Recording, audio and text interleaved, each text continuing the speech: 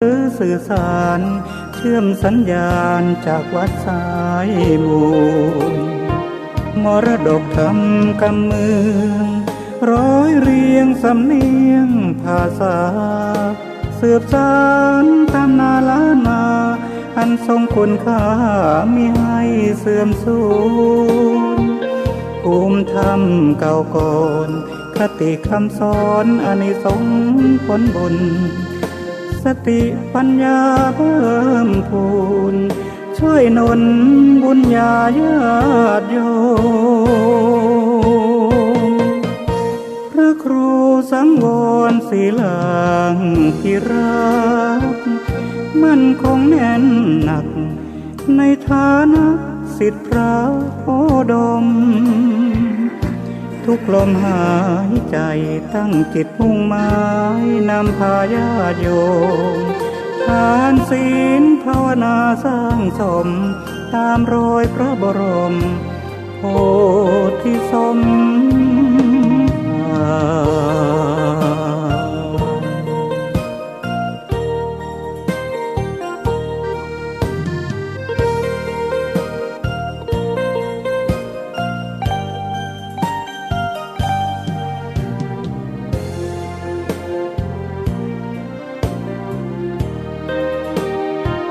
มรดกธรรมกำเมือง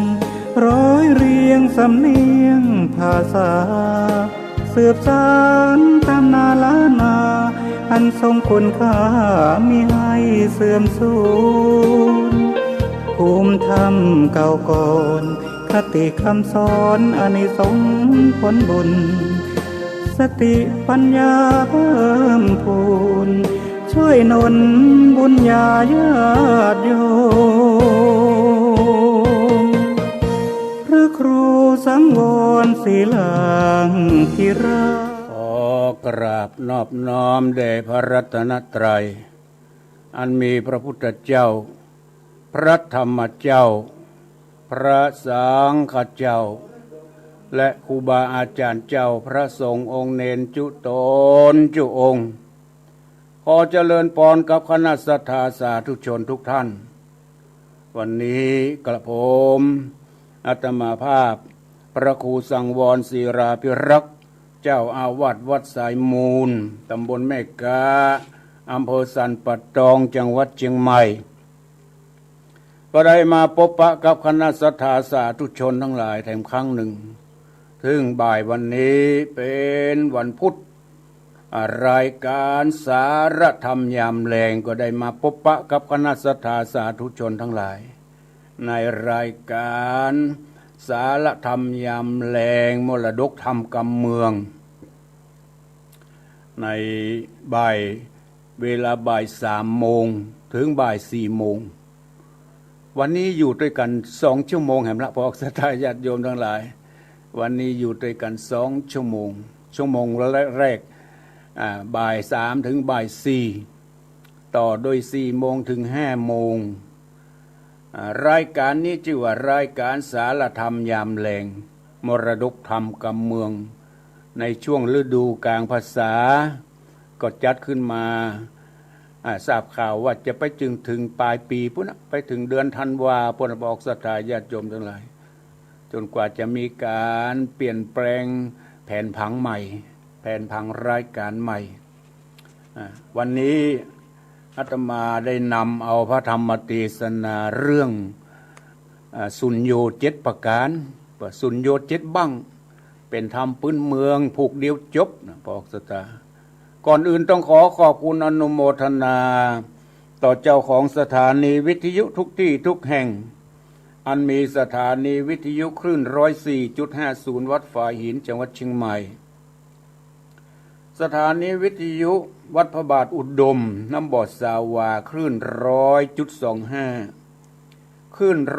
106.25 มนเสียงธรรมอำเภอแม่แจ่มจังหวัดเชียงใหม่คลื่น 98.75 วัดห้วยตองซักอำเภอจอมทองจังหวัดเชียงใหม่คลื่น 89.50 บ้านทุ่งเรดิโอสันป่าซักตุ้งเซียวสันป่าตองเชียงใหม่ และคลื่น 88.25 สถานีวิทยุคณะสงฆ์วัดสีปันเงินได้รับรายการนี้ไปออกอากาศที่กระโปออกสถาญาติโยมทั้งหลายได้รับฟังอย่างสะดวกสบายที่บ้านที่จองต้องขอบคุณอนุโมทนาต่อเจ้าของสถานีวิทยุทุกที่ทุกแห่งเจ้าหน้าที่ทุกท่านที่ได้มีส่วนร่วมในการนำรายการพระธรรมเทศนาสาระยามแลงไปออกอากาศที่กระโปออกสถาญาติโยมทั้งหลายเป็นบุญเป็นกุศลแก่เจ้าของสถานีวิทยุเป็นบุญเป็นกุศลแก่ศรัทธาสาธุชนผู้เป็นเจ้าหน้าที่และศรัทธาผู้ฟังทุกท่านทุกคนเป็นบุญเป็นกุศลด้วยกันในการรับฟังพระธรรมเทศนาอันเป็นสาระคำสั่งคำสอนของพระสัมมาสัมพุทธเจ้าในฐานะที่เฮาท่านทั้งหลายเป็นพุทธศาสนิกชนผู้นับถือพระพุทธศาสนาจะได้น้อมนำเอาพระธรรมเทศนาคำสั่งคำสอนเหล่านี้ไปประพฤติปฏิบัติ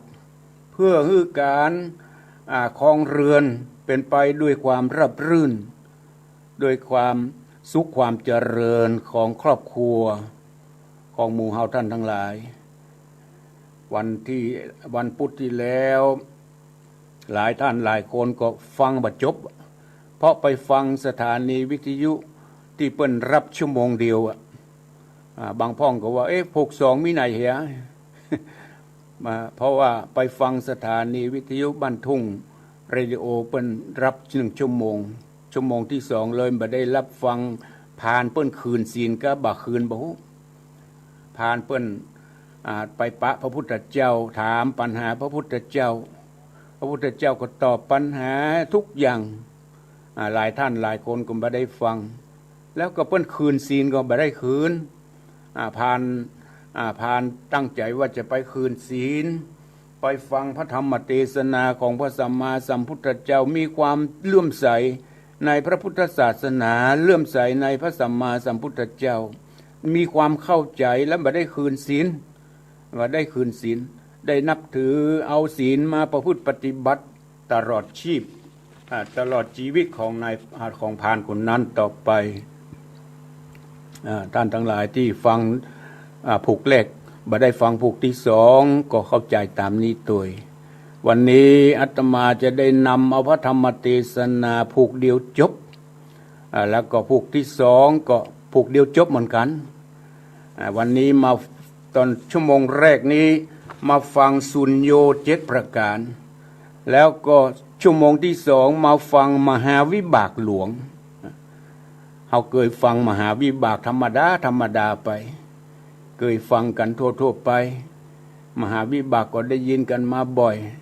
แต่ลองมาฟังมหาวิบากหลวงเป็นกรรมหลวงกรรมใหญ่กรรมหลวงอย่างใดล้ำเหลือจึงเป็นมหาวิบากหลวงเป็นหนึ่งในสาวกว่าผูกตอน1ไม่เป็นตอนที่23มหาวิบากหลวงเนี่ยคือได้ฟังแค่ตอนเดียวในจำเพราะว่าทำเก่าทำโบราณนั้นมันมีนักมันหนา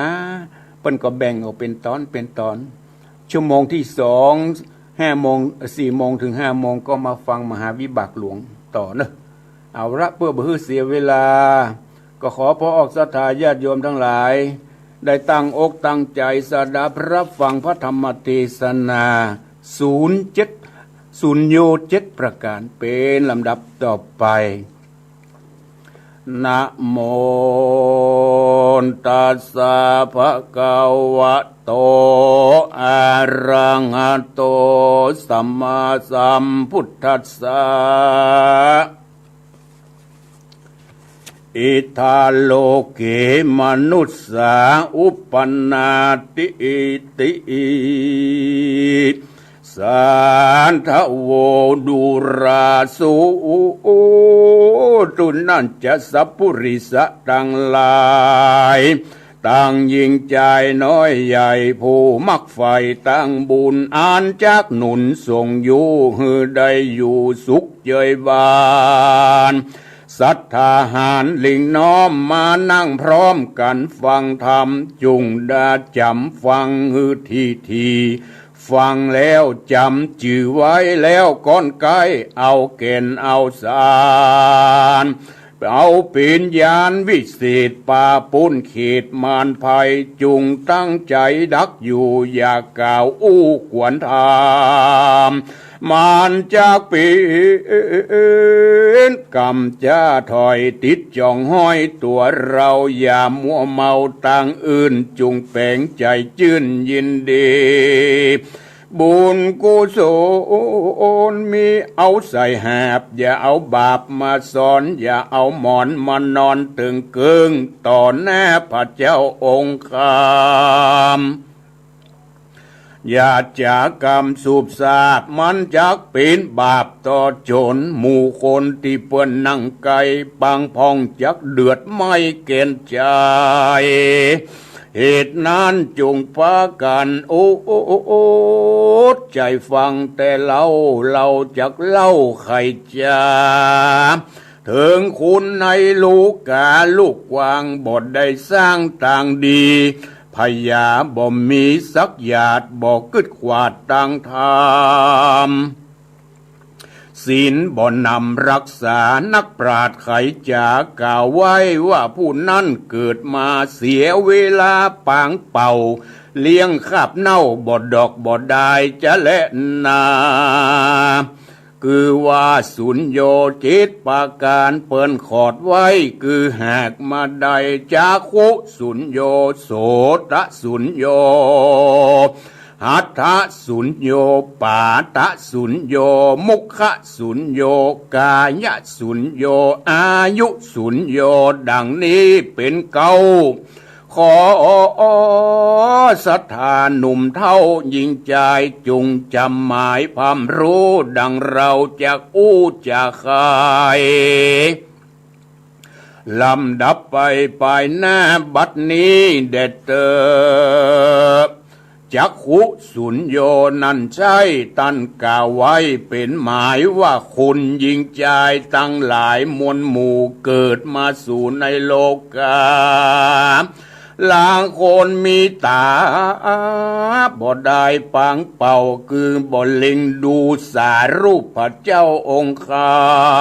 ม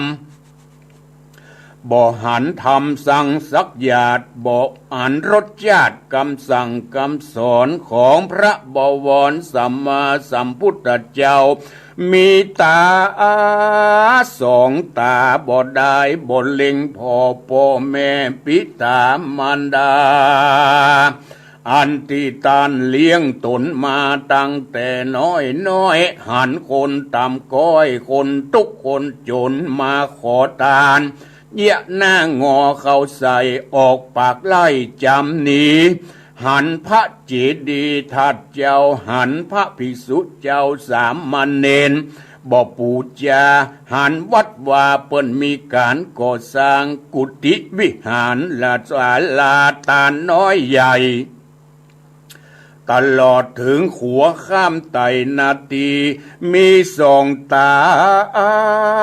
บ่ได้ปางเป่าบ่ผันผายเข้าไปใกล้บ่ไปช่วยใจกะทำบุญฮือตานบ่ไปบริจาคช่วยกรรมบ่อุทิศพร่ำปัจจัยหันพระภิกษุสามเณรผู้มีศีลใสสะอาดมาปิณฑบาตภายผ่านทำบ่หูบ่หันหลีกลีมันบ่แม่นที่กองทามนักปราชญากล่าวไขว่าคนผู้นี้มีตาบ่ได้ปังเป่าเกิดมามีตาบ่ได้บ่มีประโยชน์จะนะแต่แลนาโสตสุญโยนั่นเล่าคือคนหนุ่มเท่ายิงใจมีหูบ่ได้ปังเป่าจอยบ่ได้ฟังพระธรรมเทศนาอ่านปีนคำสั่งคำสอนของพระสัมมาสัมพุทธเจ้ามีหูบ่ฟังคำพ่อคำแม่ตั้งเท่าเกตานาย บ่ฟังครูบาอาจารย์เจือเงาครูบาอาจารย์เจ้าสั่งสอนใครจ้าเป็นคนบ่ฟังเหนือฟังใต้มีหูบ่ได้บ่หูข่าวกองดีละเว้นหนีต่างบาปหยาบจ้าคือบาปกาทาลุนบ่กระทำบุญสักหยาดมีหู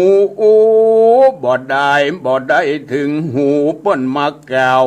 บอกไปทำบุญทำบ่หูทำบ่เยะแซงบ่ได้ยินบ่ได้หูนักปราชญ์กล่าวใครจะว่าคนผู้นี้นะมีหูบ่ได้ปางเป่าจะแลนาหัตถะสุญโยปางเป่าคือคนโลกกว้างโลกามีมือซ้ายและมือขวาบ่ดอกบ่ได้บ่คงขวายเร่งกดสร้างแต่ตาต่างดีสองมือมีนั่นใจบ่น้อมไว้กับวันตาบ่ได้ปูจาแก้วเจ้าสามภาการบ่ไว้คนเฒ่าคนแก่บ่ไหวพระภิกษุสามเณรผู้มีศีลเปลี่ยนงามบ่ขาดบ่ได้ใส่บาตรโดยมือตนการบุญกุศลน้อยใหญ่บ่ไฟห้อยกับตัวกับตนเต้าเมาวนต่างบาปกระทำบาปหยาบนาเป็นคนมีมือซ้ายมือขวาและนาปางเป่าเรียกว่าปาตะสุญโยนั่นเล่าคนโคคือโลกไตยิ่งใจมีตีนมีมือบ่ได้ปางเป่าจะเล่นนาปาตะสุญโยนั่นเล่าคือคนโลกใต้ยิ่งใจมีตีนสองตีนบ่ได้ปางเป่าบ่ได้เต้าไปหาบ่ไปวัดบ่ไปว่าบ่ไปฟังพระธรรมเทศนาโอวาทบ่ไปสู่นักปราชญ์เมธีหนทางดีบ่เตียวบ่ไต่เต้าบ่ไปหาแก้วเจ้าสามประการบ่ไต่เต้าตามกองธรรมเตียวตังดำจะใจไปหาแต่บาปไม่มัวดำเตียวไปกลางตรงกลางนาจนปเลื่อมบ่หอนไปกัวกำกาติดไปแน่วันลูนต่างอ่านเป็นบุญบ่ไปหาเป็นคนมีปาตาตีนบ่ดอกบ่ได้บ่เตียวไปหาพ่อแม่ปิตามารดาบ่ไปหาครูบาอาจารย์อย่างนี้เรียกว่ามีตีนบ่ได้ปางเป่าจะแลนามุขสุญโยคือผู้ที่มัวเมาหลายหลากมีแต่ปากบ่เรียนศีลบ่เรียนธรรมบ่หูกำไว้กำสาบ่ถามหาตั้งไต่เตาอันจะเข้าสู่นิพพานมีแต่จาขานกล่าวกลอยมันมีแต่กองมันเป็นกองบทดีสวรรค์กี่ชั้นนรกกี่ขั้นเอาเวจีมันหูลูกลาไปหน้าและไปหลังหูแผ่วอันนิจจังหลายหลากมันหูแต่ปากบดดอกบดได้เป็นคนอวดหูลางเตื้อแอวไข่กำบ่เป็นธรรมว่าเล่นบ่เข้าเส้นยามบ่เป็นกรรมต่ำไตแม้นฟังได้ก็บ่ดีเอาเป็นกรรมคุ้มกรรมยาฮือคนทวนหน้าหลายหลามไข้หัวตามเหิดสูบ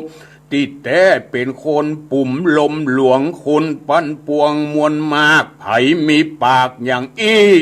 นักปราชญ์ข่าวจี้ว่าเป็นคนมีปากบ่ดอกบ่ได้จะเล่นนา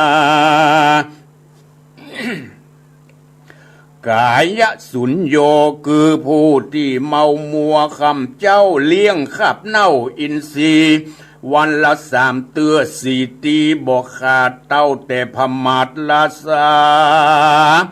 บ่ถามหาวันพระวันศีลมีแต่นับกินนับอยู่หลงคดคู่ขิงคอง ในแห่งห้องตัวเก่าว่ามีอันใดเล่าติดตามตอนมีแต่มาวนจากควายกับต่างหยาบร้ายทารุณต่างอันเป็นบุญไก่แสนโยชน์กระทำกรรมโหดนากันมะละนามวยมางก็โตปากกว้างดงเขียวไปคนเดียวจะใจละขับไว้ลงดินหืนนอนกินยาหยาบเอาแต่บาปปาไปบ่มีบุญกุศลใดช่วยกำหือล่วงล้ำต่างผ่านคนอย่างนี้จุมอาจารย์เปิ้นบอกไว้ว่าเกิดมาปางเป่าดอมได้จะและนาอายุสุญโยนันไซตันกล่าวไว้เป็นธาราคือคนนามวลหมู่มีอายุอยู่เมินนานศีลเจียงคาน58บอกกฎแขวนรักษากุณนาใหญ่น้อยบ่จ่องห้อยกับตัวกับตูนเต้าเมาวนลายใบบอดบอกกึดฮอดถึงอเวจีเกิดเหมือนปีแต่ไส้นักปราชญ์กล่าวไว้เป็นหมายว่าคนผู้นี้มีอายุหลายแก่เท่าก็ย้อนบุญกุศลเก่าเขามีแต่มีบ่อยมีประโยชน์จะนะยังบ่เต่าเด็กขาอันรู้สิบป่าหลายหลากศีลบ่พรากเสียตนเอโกมัจจริโยมหันลโกโปตทิตุนัฏฐายะสังขารติยังมีเท่าตัณหาเท่าปาลาใบบอดบ่รู้แจ้งรอดถึงสังขารบางพองเกิดมาเมินมานานบ่ดอกบ่ได้ปางเป่าบ่หูก็สร้างแต่ต่างดีอายุมีหลายแหล่เป็นคนเท่าคนแก่บ่ดอกบ่ได้บางพองหอมเข้าของมากหลายมากเต้าเอาไว้หือลูกหือเต้าเหลนหลานเก็บมาเมินนานเมียดไว้จักใจใจก็บ่นหนาเท่าอุตสากันอยากตุกลำบากเครื่องขี่บางพ้องเสื้อผ้ามีปุดขาดน้ำขาดแรงง่ายลูกเต่าหลายมวลมาก็ปากันพรากหนีกายเลยลูกหลานบ่มีภัยใจใส่เลี้ยงลูกใหญ่ปีมาซ้ำเอาหลานมากาขี้ข้างลุงลังอารักพุทธาลูกเต่ายังบ่เต้าฮักหลานจักไปกินไปตานอ่วงคองเฝ้าอยู่ห้องเกหาการเปิ้นมาเอิ้นมาจ่าเอิ้นเปล่าหือหูข่าวกองดีขี่ยาอันเป็นบุญว่าจุงไปวัดไปว่าช่วยกันพาพัดเพียวขวงแก้วตั้งสามกวาดเพียววัดวาอารามจิตเตียนตามตุบใจทำบุญย่อมือไหว้ฟังธรรมมันก็มาจากกล่าวอ้างว่าบ่เว้นว่างยังการยังงานใจบ่เจยบานที่ถอยอ้างเป็นวัดเป็นไอใหญ่น้อยจักไปจามไปไอกัวไปกวนใจเจ้าหมู่เท่าลวดอยู่บ่ดอกบ่ได้ลูกหลานหลายแต่สายละเท่าไว้ปลายหลังเท่าอยากกินสังก็บ่ได้กินตุกอยากไรนานำกันอยากกินลำจินป่าเขาก็จะตานเล่าว่าสังบ่พอคนแก่คนเฒ่าต่างหลายเปิ้นมีศีลมีธรรมหมายบ่ขาดบ่พมาทลาสานี่ซ้ำมาหาเลี้ยงมาหาไม่เลี้ยงกันว่าอยากกินเมี่ยงมาอมเขาก็แจ้งเขาก็มาแกล้งจมพระพาย ว่าเมี่ยงเปื้อนขอขายแปลงกันคนเท่าอยากกินเก่งอ่อมซาเขาโอ้ก็มาจ่าจมซ้ำๆจะลาย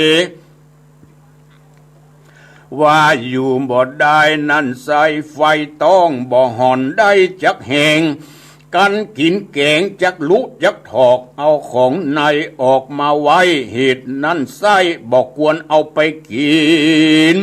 ลูกหลานคนใดไผเอาไปฮื้อกินอวดอ้างก็เป็นคนล้างเนอศูนย์เนอเขาก็หนีไก่ลูกตั้งหลายเลยบ่มีไผเข้ามาไกลคนเท่าก็ตุกไรอย่างเก่าลวดได้กินข้าวบ่ได้จะแลนากันว่าไก่จักตายคราวคนเท่าได้รับความลำบากคนเท่าปากก็บ่ได้ลูกหลานอยู่ใต้อยู่เหนือมีจดเจือตกออกกูสลอกมาถามเป็นกำงามบทเศร้าว่าคนเท่าอยากกินอันใดพ่อแม่อยากกินสังบอกมาไว้อย่าจ้าหมู่ตู่ข้าอันเป็นลูกเป็นหลานจักอาสาอยากกินปูกินปลาพิษและไก่หรือขนมใส่เป้าตาลกินลำหวานบดใจน้อยขนมน้ำอ้อยจักนำมาคนแก่คนเฒ่าก็หนากินบ่ได้พ่องแต่งเข้ามาใกล้สีหูสีตาทะลิมายาร้องห่มร้องไห้ว่ากูนี่ไส้ฉันได้จาแล้วแกล้งไข่จะถามดูว่าพ่อเอ้ยแม่เอ้ยอยากกินปูหรือกินปลา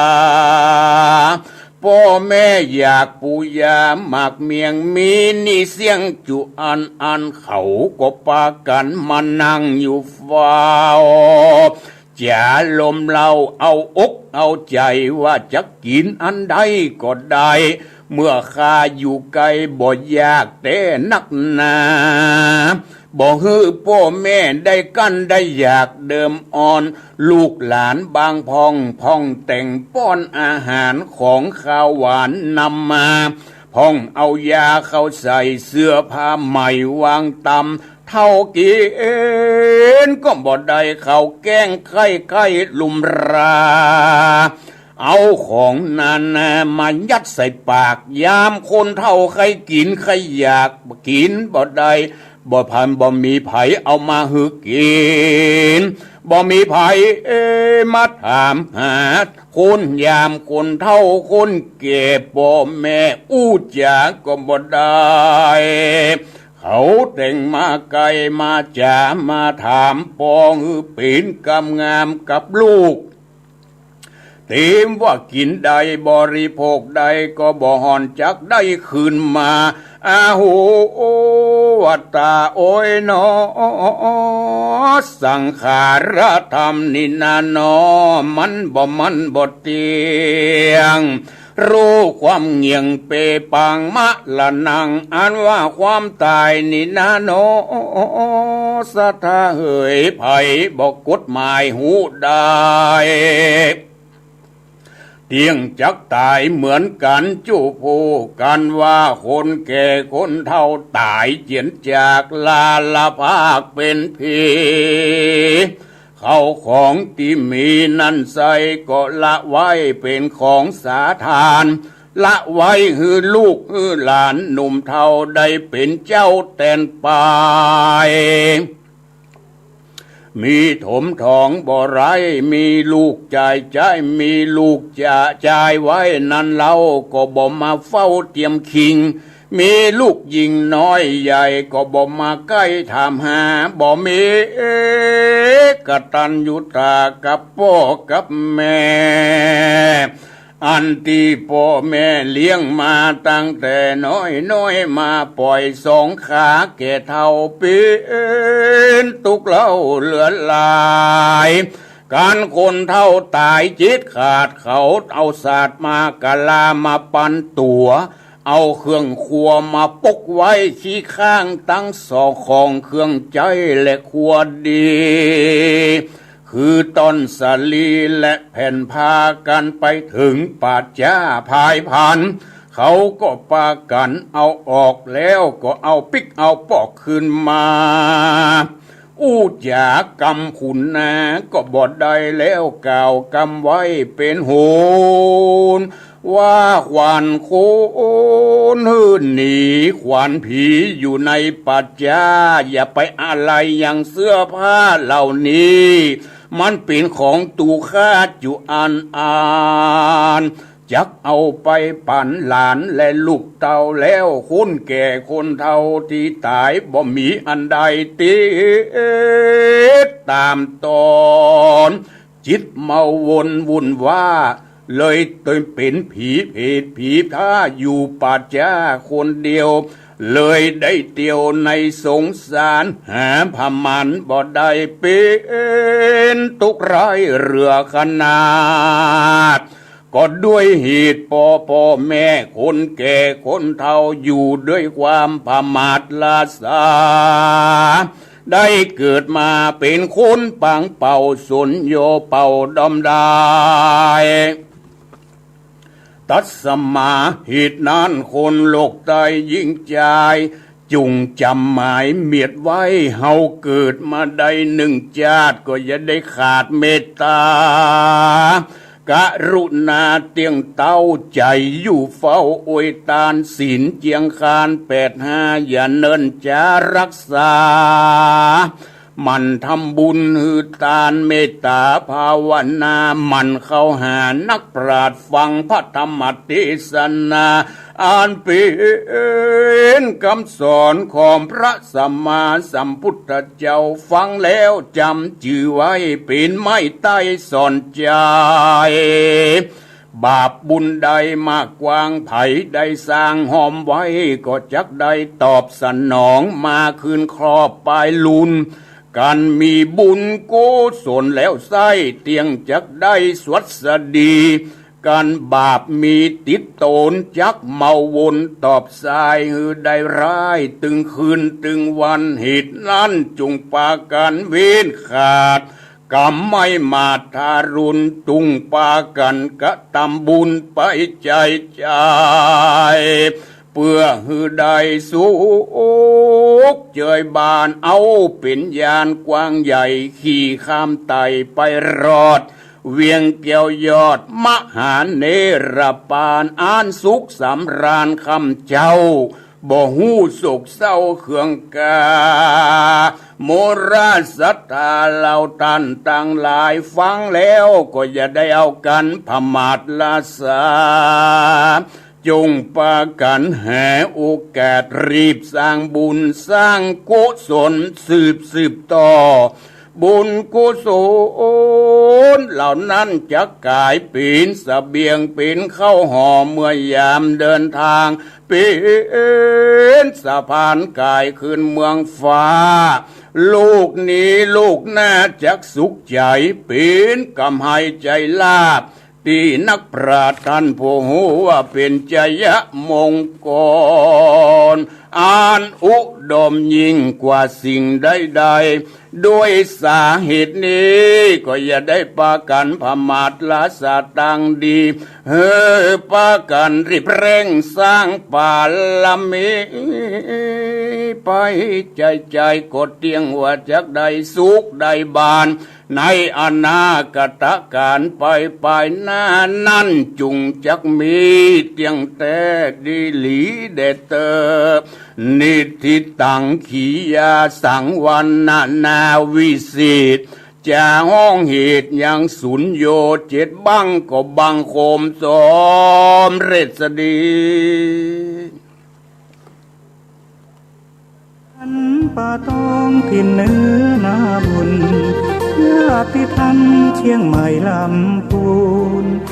มุนพื้นชื่นชมรายการฝากทำกำเมืองพระธรรมเทศนาที่พอออกสถาญาติโยมได้รับฟังจบลงไปคือพระธรรมเทศนาสุญโยเจ็ดบังหรือสุญโยเจ็ดประการสุญโยเจ็ดประการนั่นก็คือ1จักขุสุญโย จักขุก็คือตาสองโสตสุญโยก็คือหูหูมีหูบ่ได้สุญโยไปหมายถึงเป่ามีบ่ดอกบ่ได้สุญโยศูนย์เป่าเนี่ยประการที่สามหัตถสุญโยมีมือซ้ายมือขวาประการที่สี่ปาตะสุญโยก็คือมีตีนสุญโยก็คือมีตีนบ่ได้มีตีนบ่ได้มุขสุญโยมีปากบ่ได้หกกายสุญโยมีร่างกายที่สมบูรณ์บ่ดอกบ่ได้บ่ทำอย่างเปิดประโยชน์เลยประการที่เจ็ดอายุสุญโยเป็นคนมีอายุยืนนานบ่ได้บ่เป็นประโยชน์อย่างนี้เป็นต้นเพิ่นฮ้องว่าสุญโยแปลว่าเป่าสุญโยแปลว่าว่างเปล่าก็ถ้ามีก็มีบ่ได้บ่ใจคือมันเป็นประโยชน์ทำนองนั้นน่ะที่ได้ฟังพระธรรมเทศนาสุญโยไปในทำนองแบบพื้นเมืองเหนือที่ได้เจ็ดจบลงไปก็ได้รับความอุปถัมภ์จากท่านครูบาอุ่นนี่เนาะครูบาอุ่นครูบาอัฏฐกิจจธรเพิ่นคือยืมเพิ่นมา 2-3หลายเรื่องอยู่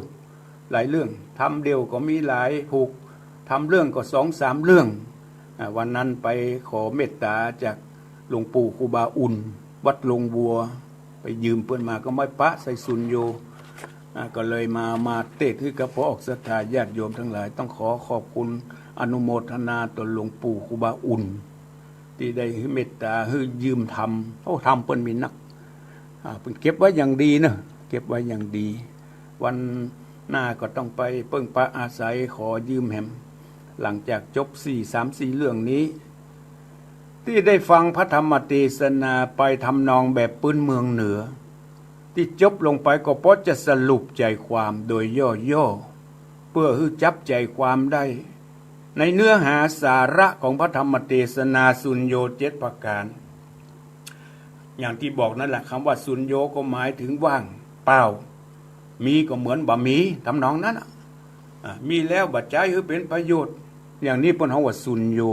ว่างเปล่ามีอันใดอยากจะให้ใจเป็นประโยชน์จังใจคือมันสมคุณค่าอย่างข้อที่1เนี่ยจักขุสุญโยหมายถึงตาเพิ่นมีตา2ข้างเอาไว้พ่อไว้กอยพ่อสิ่งที่บดีเอามาเป็นตัวอย่างว่าบ่ฮื้อปฏิบัติ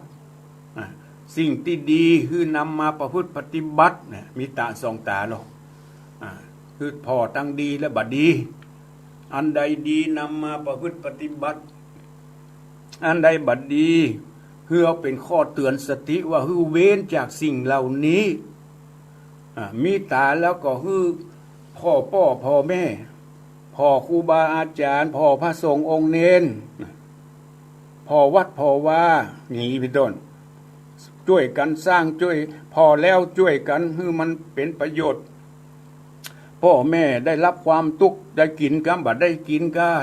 พ่อแม่2 เท่าอยู่อย่างใดเคยไปพ่อไปคอยก็นั่นต้องใจตาคือเป็นประโยชน์ใจตาคือเป็นประโยชน์จักขุสุญโยธรรมดาเราต้องมีประโยชน์คือมันมีประโยชน์เอาไว้พ่อแม่พอแล้วช่วยแสดงออกซึ่งความกตัญญูกตเวทามีทิฏฐามีหน้าที่ทำหน้าที่ของตนให้ถูกช่วยพ่อช่วยแม่ช่วยทำการทำงานพ่อแม่เจ็บไข้ได้ป่วยช่วยพ่อช่วยกอยอย่างนี้เป็นต้นนี่เป็นห้องว่ามีตาคือเป็นประโยชน์ไม่ใช่ว่ามีตาแล้วเหมือนคนตาบอดพ่อครูบาอาจารย์ผู้เคยสั่งสอนเฮามาพ่อพระสงฆ์องค์เนนเพิ่นได้เฮามีหน้าที่ในฐานะเป็นพุทธศาสนิกชนช่วยสนับสนุนอุปถัมภ์ค้ำจูพระพุทธศาสนาช่วยอุปถัมภ์วัดวาอารามพอที่จะช่วยได้เฮาพอมีพอกินอย่างนี้เป็นต้นอันนี้เป็นมีหน้าที่ของพุทธศาสนิกชนคือหันอยู่ หันพระสงฆ์องค์เนนมาบิณฑบาตแต่งทำเฉยทำบ่หูบ่หันทำบ่ได้ยินเปิ้นมาบอกมากล่าวทำบ่หูบ่หันคนขอทานมาไล่หนีอย่างเงี้ยอย่างในธรรมเปิ้นบอกอันเราคนขอทานมาแทนที่จะฮื้ออย่างสักเล็กสักน้อยพอเป็นกำลังจิตกำลังใจคนอนาถาคนพิกลพิการหันอยู่เปิ้นมาขอทานทำบ่หูบ่หันทำเฉยอย่างนี้เปิ้นเฮาว่ามีตาบ่ดอกบ่ได้บ่พ่อแม่เจ็บไข้ได้ป่วยพ่อแม่เฒ่าแก่แล้วจะกินหยังบางครั้งบางทีหายไปเลยนะลูกเต้าบ่ปิ๊กมาพ่อแม่บ่ช่วยเลี้ยงดูผู้มีพระคุณนี่เปิ้นเฮาว่ามีตาบ่ดอกบ่ได้บ่เป็นประโยชน์เลยประการที่สองโสตสุญโญหมายถึงมีหูมีหน้าที่ฟังสุญโญหมายถึงมีหูบ่ดอกบ่ได้บ่ฟังกรรมพ่อกรรมแม่บ่ฟังครูบาอาจารย์บ่ฟังพระสงฆ์องค์เนนพ่อแม่ว่ากล่าวตักเตือนทำเป็นหูนาหูทึบเอาหูไปนาเอาตาไปให้เปิ้นเทศนาทำงานมงคลงานอวะมงคลทำบ่สนอกสนใจเอาหูไปนาเอาตาไปให้แถมมาพออู้กันอดเอาก่อความรำคาญให้กับคนอื่นแถมตัวเองบ่ฟังยังก่อความรำคาญให้กับคนอื่นแถมอย่างอีกก็มีนะปอกสตาคือใจหูบ่เป็นประโยชน์บ่ฟังกรรมพ่อกรรมแม่บ่ฟังปู่ย่าตายายบ่ฟังกรรมครูบาอาจารย์เปิ้นเทศน้ำเทศธรรมมันเป็นคำสั่งคำสอนของพระสัมมาสัมพุทธเจ้าบ่ฟังบ่ฟังบ่สนอกสนใจอยู่ด้วยความประมาทลาสาเปิ้นมาบอกการทำบุญสุนทานได้ยินอยู่ได้ยินบ่ไปบ่ได้เหมือนกับว่าบ่ได้ยินเปิ้นโฆษณาเสียงตามสายคือไปช่วยวัดช่วยว่าไปนอนขาบอยู่บ้านแหมคนฮักกินเองคนบ่สนอกสนใจบ่สร้างบุญสร้างกุศลแม้แต่กำลังจิตกำลังกายก็ยังบ่เสียสละเปิ้นฮ้องว่า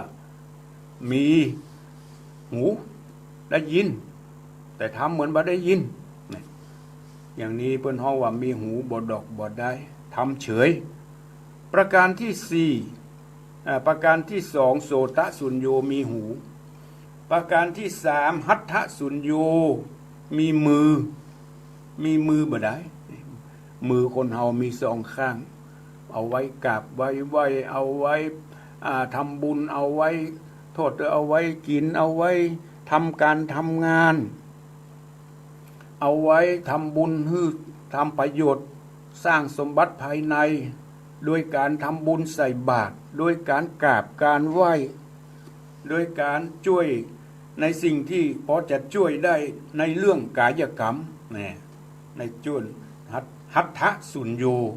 มีมือซ้ายมือขวาเคยกราบพ่อกับแม่ก็เคยกราบก็ดีแต่บางคนบ่เคยกราบพ่อกราบแม่บ่เคยกราบพระสงฆ์องค์เนนบ่เคยกราบพระธาตุพระเจดีย์บ่เคยทำบุญใส่บาตรด้วยมือตนเลยบ่เคยทำคุณประโยชน์มีการมีงานบ้านเหนือบ้านใต้งานมงคลก็ตามงานอวะมงคลก็ตามบางครั้งไปเปิ้นเยอะการเยอะงานบ่สนอกสนใจล่ะถ้ากินอย่างเดียวล่ะถ้ากินอย่างเดียวมีมือซ้ายมือขวาที่สมบูรณ์เปิ้นช่วยกันคนละเล็กคนละน้อยคนละไม้คนละมือมีความชำนาญอย่างช่วยอย่างถึงบ่มีความชำนาญก็ไปช่วยกรรมช่วยกรรมช่วยถือบัจิบัจิแหงเนี่ยมีมือทำให้เป็นประโยชน์ปอกศรัทธาญาติโยมทั้งหลายต้องให้มันเป็นประโยชน์มีมือก็ดีซ้ายก็ดีขวาก็ดีเนี่ยทำบุญใส่บาตรก็บ่เคยทำก็ทำเหียเคยไปทำบุญโดยไปทำบุญฮื้อทานไปปูจาไปกราบไปไหว้ก็มีมือเหล่านี้อย่างนั้นต้องให้มันเป็นประโยชน์ อย่าให้มันเป็นสุญโยให้มันเป็นประโยชน์ถ้าบัดทำเลยในคุณงามความดีทั้งหลายดังที่กล่าวถือว่ามีมือบ่ได้มีมือบ่ได้บ่เป็นประโยชน์นะประการที่สี่ปาตะสุญโยมีตีนนี่ก็สำคัญพอกทานดมอะไรมีตีนบอดดอกบอดได้บอดเตียวไปหาพ่อหาแม่บอดเตียวไปวัดไปวาเปิ่นไปวัดไปวากันเป็นเส้นเป็นสายบ่ไปตีนก็ดีบ่ไปหาครูบาอาจารย์ปีใหม่เข้าภาษาออกภาษาแทนที่จะไปสุมากาลวะดำหัวปีครูบาอาจารย์วัดวาอารามบ่เคยเตียวไปไหนบ่เคยเตียวไปลองไปหนองนี่จุดป้อเลื่อมจนป้อเลื่อมแต่วัดเดวาบ่ให้ไปหมูเป็นยังไงบัดทำอวัยวะของตนให้มันเป็นประโยชน์ให้มันเป็นประโยชน์ให้มันเป็นบุญเป็นกุศล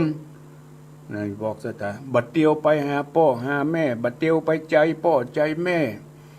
เตียวไปหาครูบาอาจารย์นักปราชญ์ท่านผู้ฮู้ที่เคยเป็นครูบาอาจารย์สั่งสอนเฮามาเป็นได้ฮู้เคยไปแอวก็เคยไปหาท่านก็เคยไปสนทนาปราศัยท่านก็นี้เปิ้นห้องว่าถ้าบาทำเมื่อมันเป็นประโยชน์เปิ้นห้องว่าสุญโยเป่าไปได้ประการที่ห้ามุขสุญโยคือมีปากบ่ได้พวกสัตยาญาติโยมทั้งหลายมีปากบ่เฮียนศีลเฮียนธรรมบ่เฮียนสิ่งที่เป็นประโยชน์มีปากบ่ได้มีแต่ปากอู้แต่กำลมอู้เล่นเลาะและอู้กำแต้บ่เคยมีมันมีสัจจะวาจามีแต่คำพดคำลมมีแต่คำอู้เล่นจุเปิ้นแต่ไข้หัวอย่างเดียวกำแต้บ่มีทำเป็นคนอวดหูสวรรค์หูนิพพานสวรรค์กี่ชั้นนรกกี่ขั้นในธรรมเพิ่นว่าอันหูหมดแต่ปฏิบัติบ่ได้ทำบ่หูเด้เป็นคนอวดหูเปิ้นเฮาว่าเป็นคนลมหลวงลมหลวงเล่าหน้าจาขวัญคนอื่นนี่เก่งกะแต่อู้เป็นศีลเป็นธรรมนี่บ่ค่อยมีประโยชน์จะนะกำแท้บ่มีนั่นแหละปอกสัตยาญาติโยมทั้งหลายกรรมแต่บ่มีสัจจะวาจาบ่มีภัยเคารพนับถือบ่มีสัจจะบ่มีคำอู้ที่ดีฟังมุขสุญโยปากบ่ได้ประการที่หกกายสุญโยมีร่างกายสมบูรณ์แข็งแรงก็โดยอาศัยบุญญาบารมีเก่าที่ได้ทำไว้พบก่อนชาติก่อนจึงมีอายุมั่นขวัญยืนมีร่างกายสมบูรณ์แทนที่จะทำคุณประโยชน์เพื่อกับในวันในโอกาสหน้านึกถึงข้าเนี่ยอยู่สมบูรณ์แข็งแรงรีบทำถึงจะหนุ่มจะสาวก็ตามรีบทำกึดได้แล้วก็รีบทำต่างๆการทำความดีมีหลายอย่างเลยไม่ใช่เฉพาะมีการฮือตานรักษาศีลอย่างเดียวการถ่อมตัวถ่อมตนการทำความดีช่วยการช่วยงานอย่างที่เป็นประโยชน์นะที่เป็นประโยชน์แก่คนอื่นการถ่อมตัวถ่อมตนการแสดงความเคารพการฟังธรรมการเทศนาธรรมการอุทิศส่วนบุญส่วนกุศลการมีความหันถูกต้องตามหลักพระพุทธศาสนาหันว่าทำดีก็ได้ดีทำชั่วก็ได้ชั่วทำบุญได้บุญทำบาปได้บาปเป็นห้องว่าสัมมาทิฏฐิมีความหันถูกต้องตามหลักพระพุทธศาสนาอย่างนี้ก็ถือว่าเป็นคนดีแล้วเป็นคนมีความหันถูกต้องตามหลักพระพุทธศาสนาดังนั้นกายสุญโยมีร่างกายสมบูรณ์นึกถึงว่าเฮาจะมีโอกาสได้อยู่ไปแหมกี่วันก็อยู่ด้วยความบัประมาทต้องรีบทำใจร่างกายที่สมบูรณ์แข็งแรงรีบกระทำคุณงามความดีนึกถึงแก้วเจ้าสามประการแล้วทำบุญฮือทานรักษาศีลเมตตาภาวนาจะไปอ้างว่าบ่ว่างหาโอกาสฮื้อกับตัวเองหาโอกาสว่างฮื้อกับตัวเก่าอย่าประมาท บอกเคยทำบุญสุนตามมัวเมาเลี้ยงขาบเน่าไปวัน3 มื้อ4 มื้อหาอาหารจิตอาหารใจแก่ตัวเองพ่องใจร่างกายที่สมบูรณ์แข็งแรงเป็นประโยชน์นี่ปนห้องว่าถ้าทำแล้วถือว่ามีร่างกายที่เป็นประโยชน์แต่ถ้าบ่ทำถือว่ากายสุญโยประการสุดท้ายอายุสุญโยมีอายุยืนยาวแต่บ่เป็นประโยชน์พอออกสตาญาติโยมทั้งหลายเป็นคนเฒ่าคนแก่พอยังมีร่างกายสมบูรณ์แข็งแรงอยู่นะพอที่จะไปวัดไปวาได้แต่บัดสร้างคุณงามความดีบัดทำบุญทานบัดรักษาศีลเมตตาภาวนาอยู่เฉยๆอยู่ไปเป็นวันแล้วจะเอาอย่างมาเป็นเสบียงในการเดินทางในภพหน้าชาติหน้าล่ะบอกสตาญาติโยมทั้งหลายเสียดายเสียโอกาสเสียเวลาที่มีเสียดายที่มีอายุยืนยาวนานแต่สุญโยอายุสุญโยเสียเวลาดังนั้นพ่อสตาญาติโยมทั้งหลายอวัยวะทุกสัดส่วนที่เฮามีอยู่ใจเป็นประโยชน์ถ้าบัดใจเป็นประโยชน์อาจจะพบหน้าชาติหน้าอาจจะบ่มีติดตัวมาก็ได้อย่างเฮาหันในทีวีเฮาหันในที่หลายๆที่บางครั้งบางที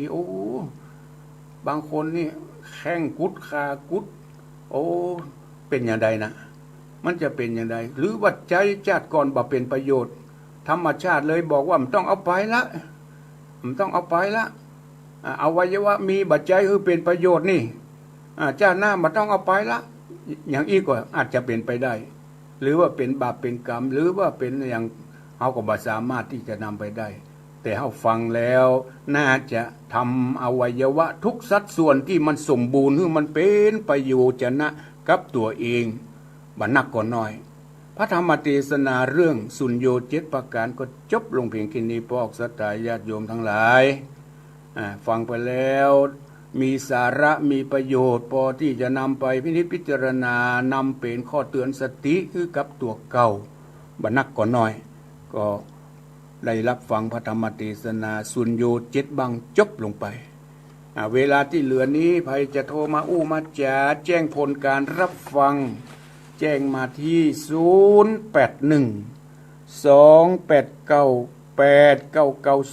081-289-8992ฟังอยู่ที่ไหนฟังอยู่ทางใดได้รับฟังชัดเจนหรือไม่ฟังชัดเจนหรือไม่โทรมาที่081-289-8992นะพ่อศรัทธาญาติโยมทั้งหลายฟังแล้วได้สาระน้อมนำไปประพฤติปฏิบัติอันใดมีสาระนำไปบอกไปกล่าวแก่ลูกแก่หลานพ่องเพื่อจะได้เตือนสติลูกๆหลานว่าสู่เขามีอวัยวะมีตีนมีมือมีหูมีตาสมบูรณ์รีบใจให้มันเป็นประโยชน์เนอะก่อนที่จะสายเกินไปเมื่อเอาใจเป็นประโยชน์แล้วก็เป็นบุญเป็นกุศลคือใจถูกต้องใจอวัยวะที่เปิ้นธรรมชาติมาเจริญปอนครับได้สาครับสวัสดีฟังชัดเจนกับป้าน้อยชัดเจนเข้าใจดีเนาะครับผมมันมีเวลาที่จะรอแล้ววันนี้รอมาได้แล้วดีละใกล้มาติ๊กๆแล้วแต่มันได้บอกถ้ามาทำวันนี้จะทำมันได้นั่นแหละมาต้องรอละรีบทำครับผมกลับไปสาไปกำลังใจครับพระครูเนอะขอบคุณเนอะพ่อน้อยบุญปันครับผมเจริญปอน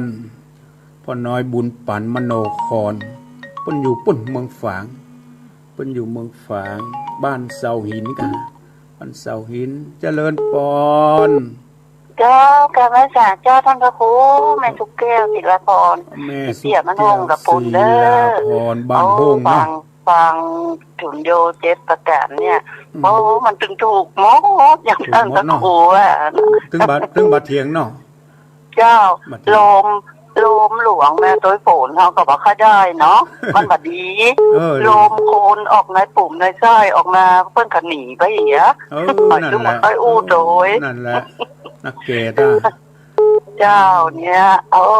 ต้องก่อนขายเอาสิ่งที่ดีๆตาปล่อยทางหน้านี่อายุเฮามันเหลือน้อยแล้วเนาะท่านพระครูเจ้านั่นรีบทำเนาะเจ้าจะกินกับหัวพานจะด้านกับหัวเสี่ยงมันต้องมีนะมีน้ำโอยเจ้าขอบคุณแม่สุแก้วเนอเจ้าฟังอยู่ด้วยเจ้าท่านพระครูเจ้าศิลาพรโทรมาจากบ้านหงเจริญปอนไหว้ครับท่านพระครูโทรมาจากไหนแม่ปูคาสันกำแพงแม่ปูคาสันกำแพงฟังชัดเจนดีเนาะที่สันกำแพงชัดเจนดีครับวันนี้เข้าใจดีให้เข้าใจดีกะวันนี้ถูกจ้องถูกใจดี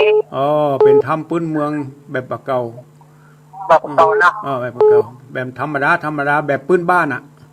แต่ว่ามันถูกต้องดีนะถูกต้องดีนะมันเถียงมาได้นะฮัลโหลเจริญพรฟังอยู่เนาะนี่นะครับฝนตกนะครับฝนตกก็สังกะแปงยังหมดโตครับมันบดเนี่ยวันนี้สีแจ้งไว้นะขอบคุณเจริญพรเนอครับไว้สาครับสาธุบุญรักษาโทรมาจากสังกำแพงเจริญพรเอาไว้สาครับครูโทรมาจากไหนป่อบุญมีจากเมืองต่างบ้านเมืองกลางบ้านเมืองต่างบ้านหนองล่ามนั่นค่ะอาจารย์นั้นล่ามเสียไปแล้วเนาะครับนั้นล่ามเสียไปแล้วไปโทรบอกให้ท่านอยู่แล้วไปน่ะเสียไปแล้วไปได้ทราบข่าวเหมือนกันนะน้องแกโทรมาบอกคือแล้วมีอาจารย์แตนมีอาจารย์แตนแล้วก็มีอาจารย์วัดแตนแล้วก็ครับมีแล้วอาจารย์นางเหลิมมีแตนแล้วพี่เรารู้วัดพระธาตุมันอยู่นี่แห่งเลยไปถึง2 วัดกันคือว่าพระธาตุมันอยู่นี่สองโจมเลยรู้มันไปแล้วเดี๋ยวเราเป็นลูกพ่อนะฟังชัดเจนดีเนาะที่เมืองกลางชัดเจนในด้านเขาเป็นเนี่ยฝนตกก็ดอยอินทนนท์ตกอ่ะตกอยู่กันครับน้ำตกแห้งก่อนน้ำตกในการน้องลากนั่งกำลังนักกะครับขอบคุณเนอะพอบุญมีเนอะน้องลากว่ากับบางคนน้องหูเป็นน้ำตาไหลจันหูจันขอบคุณเจริญพรบุญรักษาอยู่ดีมีสุขเอาละปอกศรัทธาญาติโยมทั้งหลายอาตมาใช้เวลามาพอสมควรขอล่ำลาไปก่อนเนอะจะมักชั่วโมงแรกนี้นะชั่วโมงแรกนี้ก็ขอล่ำลาไปก่อนค่อยพบกันในชั่วโมงที่2ชั่วโมงที่2นี้จะไปลืมเนอะใครที่ฟังอยู่ที่บ้านทุ่งเรดิโอไหลไปสถานี88.25 4 ปันเงินเนอะเพื่อจะได้ฟังมหาวิบากหลวงมันเป็นวิบากอย่างใดล่ำเหลือวิบากหลวงเอาละฟังพักสักกั๊มเดี๋ยวจะมาฟังช่วงที่2ต่อไป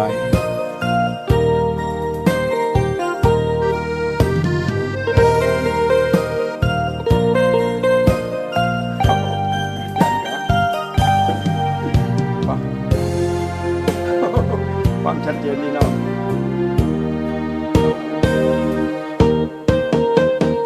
พระครูสังวรศิลางกิรักญาติโยมรู้จักเจ้าสำนักแห่งวัดสายมูลตำบลแม่กาสันป่าตองถิ่นเนื้อนาบุญญาติธรรมเชียงใหม่ลำพูนมุนคลื่นชื่นชมรายการฝากทำกำเมืองให้เลืองลือไกลนำสุขมาให้กายใจแจ่มใสชื่นบานทางขึ้นสีขาวเพื่อชาวประชาถึงชายคาบ้านวิทยุมือถือสื่อสารเชื่อมสัญญาณจากวัดสายมูลมรดกธรรมกำเมือง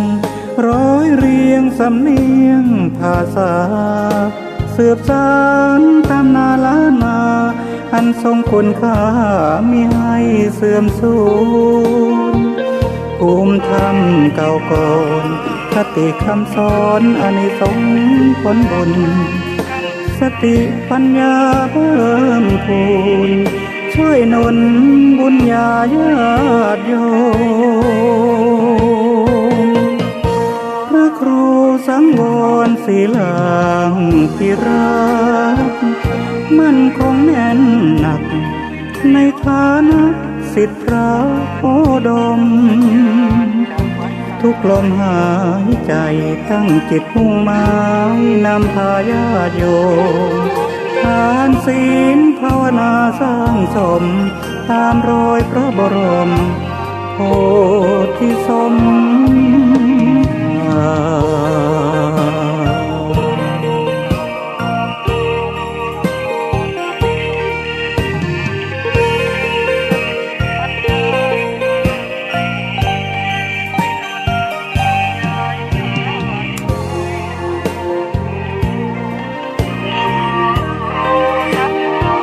มรดกธรรมกำมือ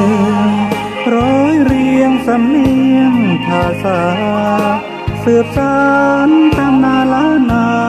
อันทรงคุณค่ามิให้เสื่อมสูญภูมิธรรมเก่าก่อนคติคำสอนอานิสงส์ผลบุญสติปัญญาเพิ่มพูนช่วยหนุนบุญญาญาติโยมพระครูสังวรศิลางพิรักมั่นคงแน่นหนักในฐานะศิษย์พระโอดมทุกลมหายใจ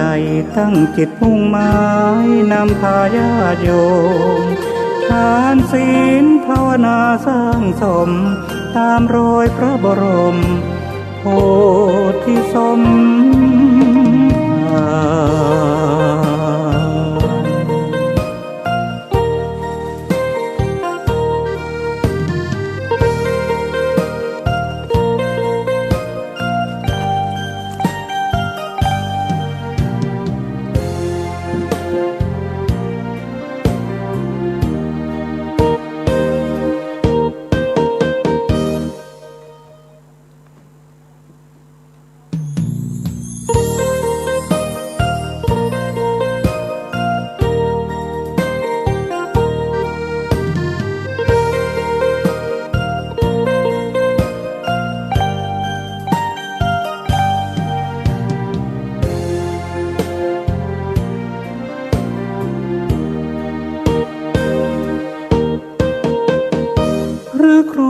สังวรศิลางพิรั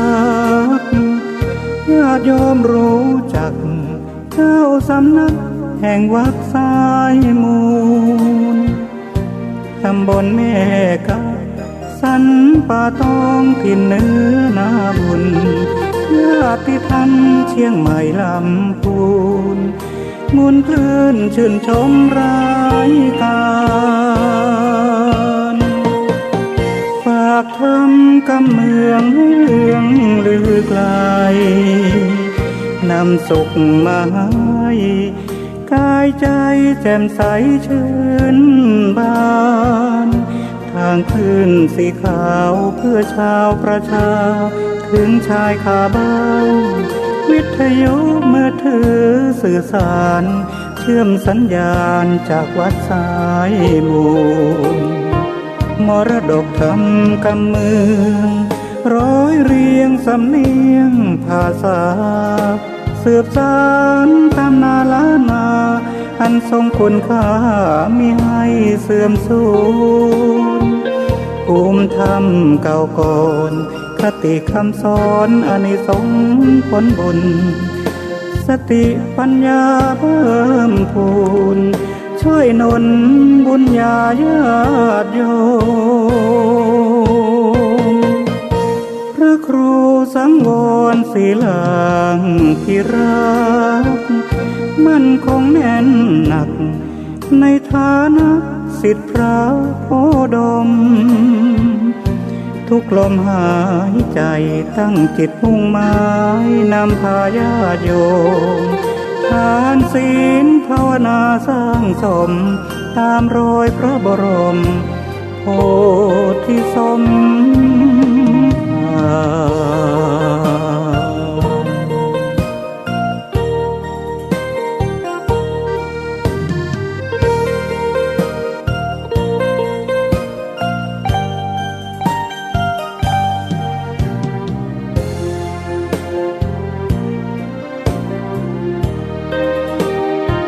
มรดกธรรมกำเมืองร้อยเรียงสำเนียงภาษาสืบสานตำนาล้านนาอันทรงคุณค่ามิให้เสื่อมสูญภูมิธรรมเก่าก่อนคติคำสอนอานิสงส์ผลบุญสติปัญญาเพิ่มพูนช่วยหนุนบุญญาญาติโยมพระครูสังวรศิลางที่รักมั่นคงแน่นหนักในฐานะศิษย์พระโพดมทุกลมหายใจตั้งจิตมุ่งหมายนำพาญาติโยมทานศีลภาวนาสร้างสมตามรอยพระบรมโพธิสมภ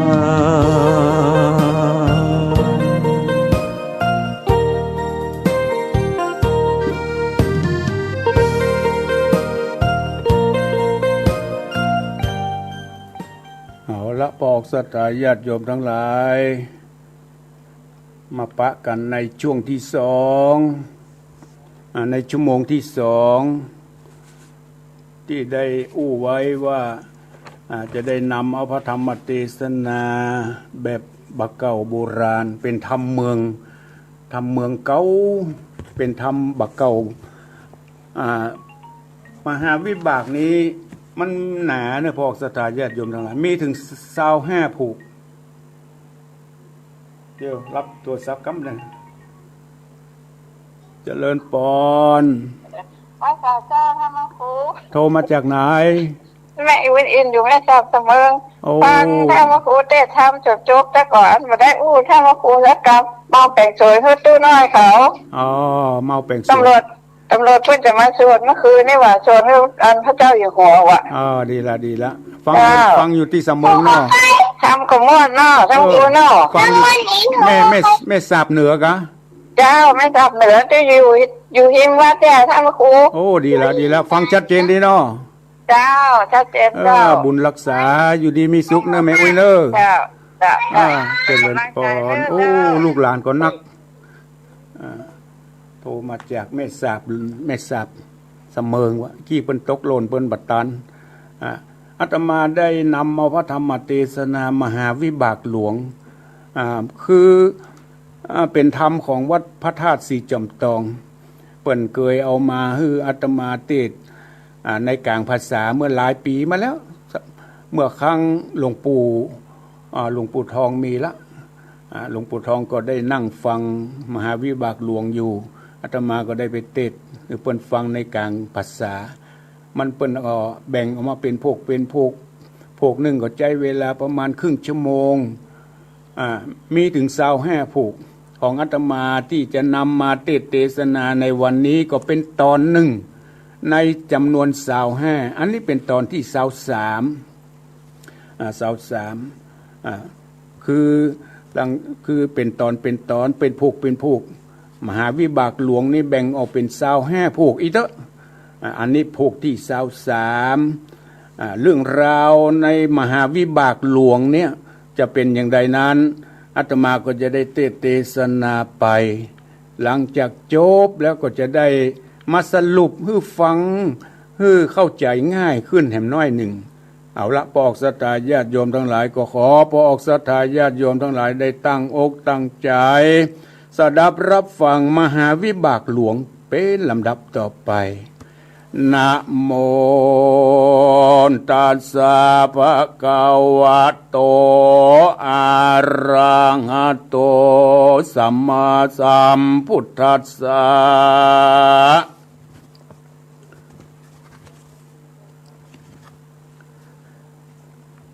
เอวังติดุราสะปุริสะทั้งหลายตั้งสมณศรัทธาและมุราศรัทธาเท่าเก่พ่อแม่พี่น้องเอา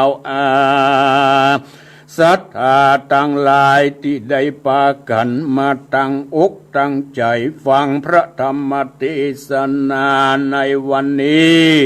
อันเตดิลีบัดนี้ก็มาถึงยังมหาวิบากหลวงที่ได้ฟังมาถึงกาลเวลาจะขอเทศนากล่าวจีถึงผูกที่23ตามลำดับมาถึงที่มหาเถรเจ้า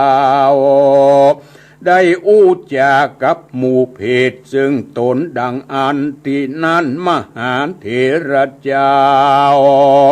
อันจักถามหมู่เพศทั้งหลายด้วยวิบากกรรมอันใดจาจึงมีดอยหนีบกีบตนตัวเพศอยู่นั่นแลก็กล่าวว่าปิตะดุราเพศตันเกิดมาได้เสวยทุกขเวทนาอันเป็นเพศชนีเสียงหลายปีตั้งหลายอันมากกว่า100 ปีฉันนี้ก็เป็นภละอันเป็นวิบากกรรมอันหยาบจ้าตารุณดังนี้นั่นจ้าทีรัสวัจนังสุตวาเป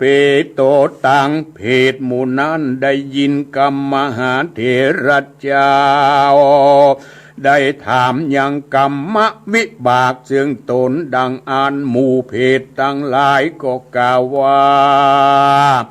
ข้าเดชเจ้ากูในกาละเมื่อล่วงแล้วเมื่อพระพุทธเจ้ากากุสันทะเจ้าเกิดมาได้ทลัดพยาสัพพัญญูนำสัตตโลกเข้าสู่นิพพานวันนคนทั้งหลายก็ได้ยินกรรมอันใดฮือตานยังไรนาที่สวนแก่ถวายแด่พระสังฆะไว้กับอาวาสเพื่อเป็นอุปการะแก่สังฆวันนานในกาลนั้นข้าก็ได้เกิดมาเป็นพ่อแน่ผู้หนึ่งหาศรัทธาและปัญญาก็บ่ได้เตียนยอมผ่านเข้ากินจุปีใส่ใจว่าการนาตนยิ่งกว่าฮือตาลข้าไปกะตำนาที่ใกล้นาอันคนฮือตาลแก่สังฆะในเขตที่หมายอันเป็นที่หมายนาของสังฆะนาแห่งข้านั้นฝังเสาหินใหญ่นึ่งไว้หูว่าเป็นเขตเป็นแดนแห่งข้านั่นแลสู่หังอันว่าข้าผู้นั้นอันโมหะครอบงำหากกระทำใจมีตัณหาคือความโลภความอยากใดหากจำใจใครใดข้าก็ลักหินหมายนานั้นย้ายเข้าไปในฝั่งในนาสังฆะแขวดโลภเอานาแห่งสังฆะมาเป็นที่นาของตนไรหนึ่งข้าได้กระทำผิดในสังฆะโดยโลภะโลภเป็นกายกรรมอาตินนาตานขึ้นแก่ข้าจุติตายจากอัตภาวะอันเป็นป้อนานั้นก็ได้มาเกิดเป็นเพศมาฝังอยู่ในก้อนหินหมายนาและนาบ่อาจจักตวงติ่งวันไหวย่างเตียวไปไหนจากเสาหินอันฝังอยู่บัดนี้และนาสังฆะอันข้าลักเอานั้นก็มีลุมตัดที่นี้แล้ว เจ้ากูตั้งหลายจุงจักเลี้ยงดูยังพละวิบากป่าประกามอันที่ข้าได้ลักของสังฆนิเตเพศผู้นั้นก็สำแดงมหาวิบากกรรมแห่งตนฮือแก่มหาเถระเจ้าดังอันแลเมื่อภาวะในระหว่างคะกูกะกุสันทะและโกนากะมันนะนั้นแผ่นดินมูลขึ้น10,000 ปลาย7,200 วาตัวแห่งเพศและเสาหินนั้นก็ใหญ่และสูงขึ้นแถมเต้านั้นต้นเพศสูงได้70,000 ปลาย1,600 วาและปลายเสาหินนั้นใหญ่ปอเป็นยอดดอยเปื่ออันแลอิติบุตติมหาเถโรตังเปตังตาการะนางเมื่อเพศกล่าวว่าข้านี้ได้เป็นเพศฝังอยู่ในเสาหินนี้เสียงระหว่างพระเจ้าสีตนและว่าอันมหาเถระเจ้าถามว่าดูราเพศตัน เป็นเพศฝังหินอยู่บอกแกฉันนี้ดังลือจา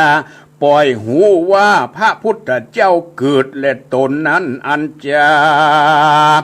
ตันปล่อยหูด้วยเหตุอันใดจาเมื่อมหาเถระเจ้าถามดังเพศตัวนั้นก็กล่าวว่าข้าเกศเจ้ากูเมื่อพระพุทธเจ้าลงมาปฏิสนธิในท้องแห่งแม่ก็ดี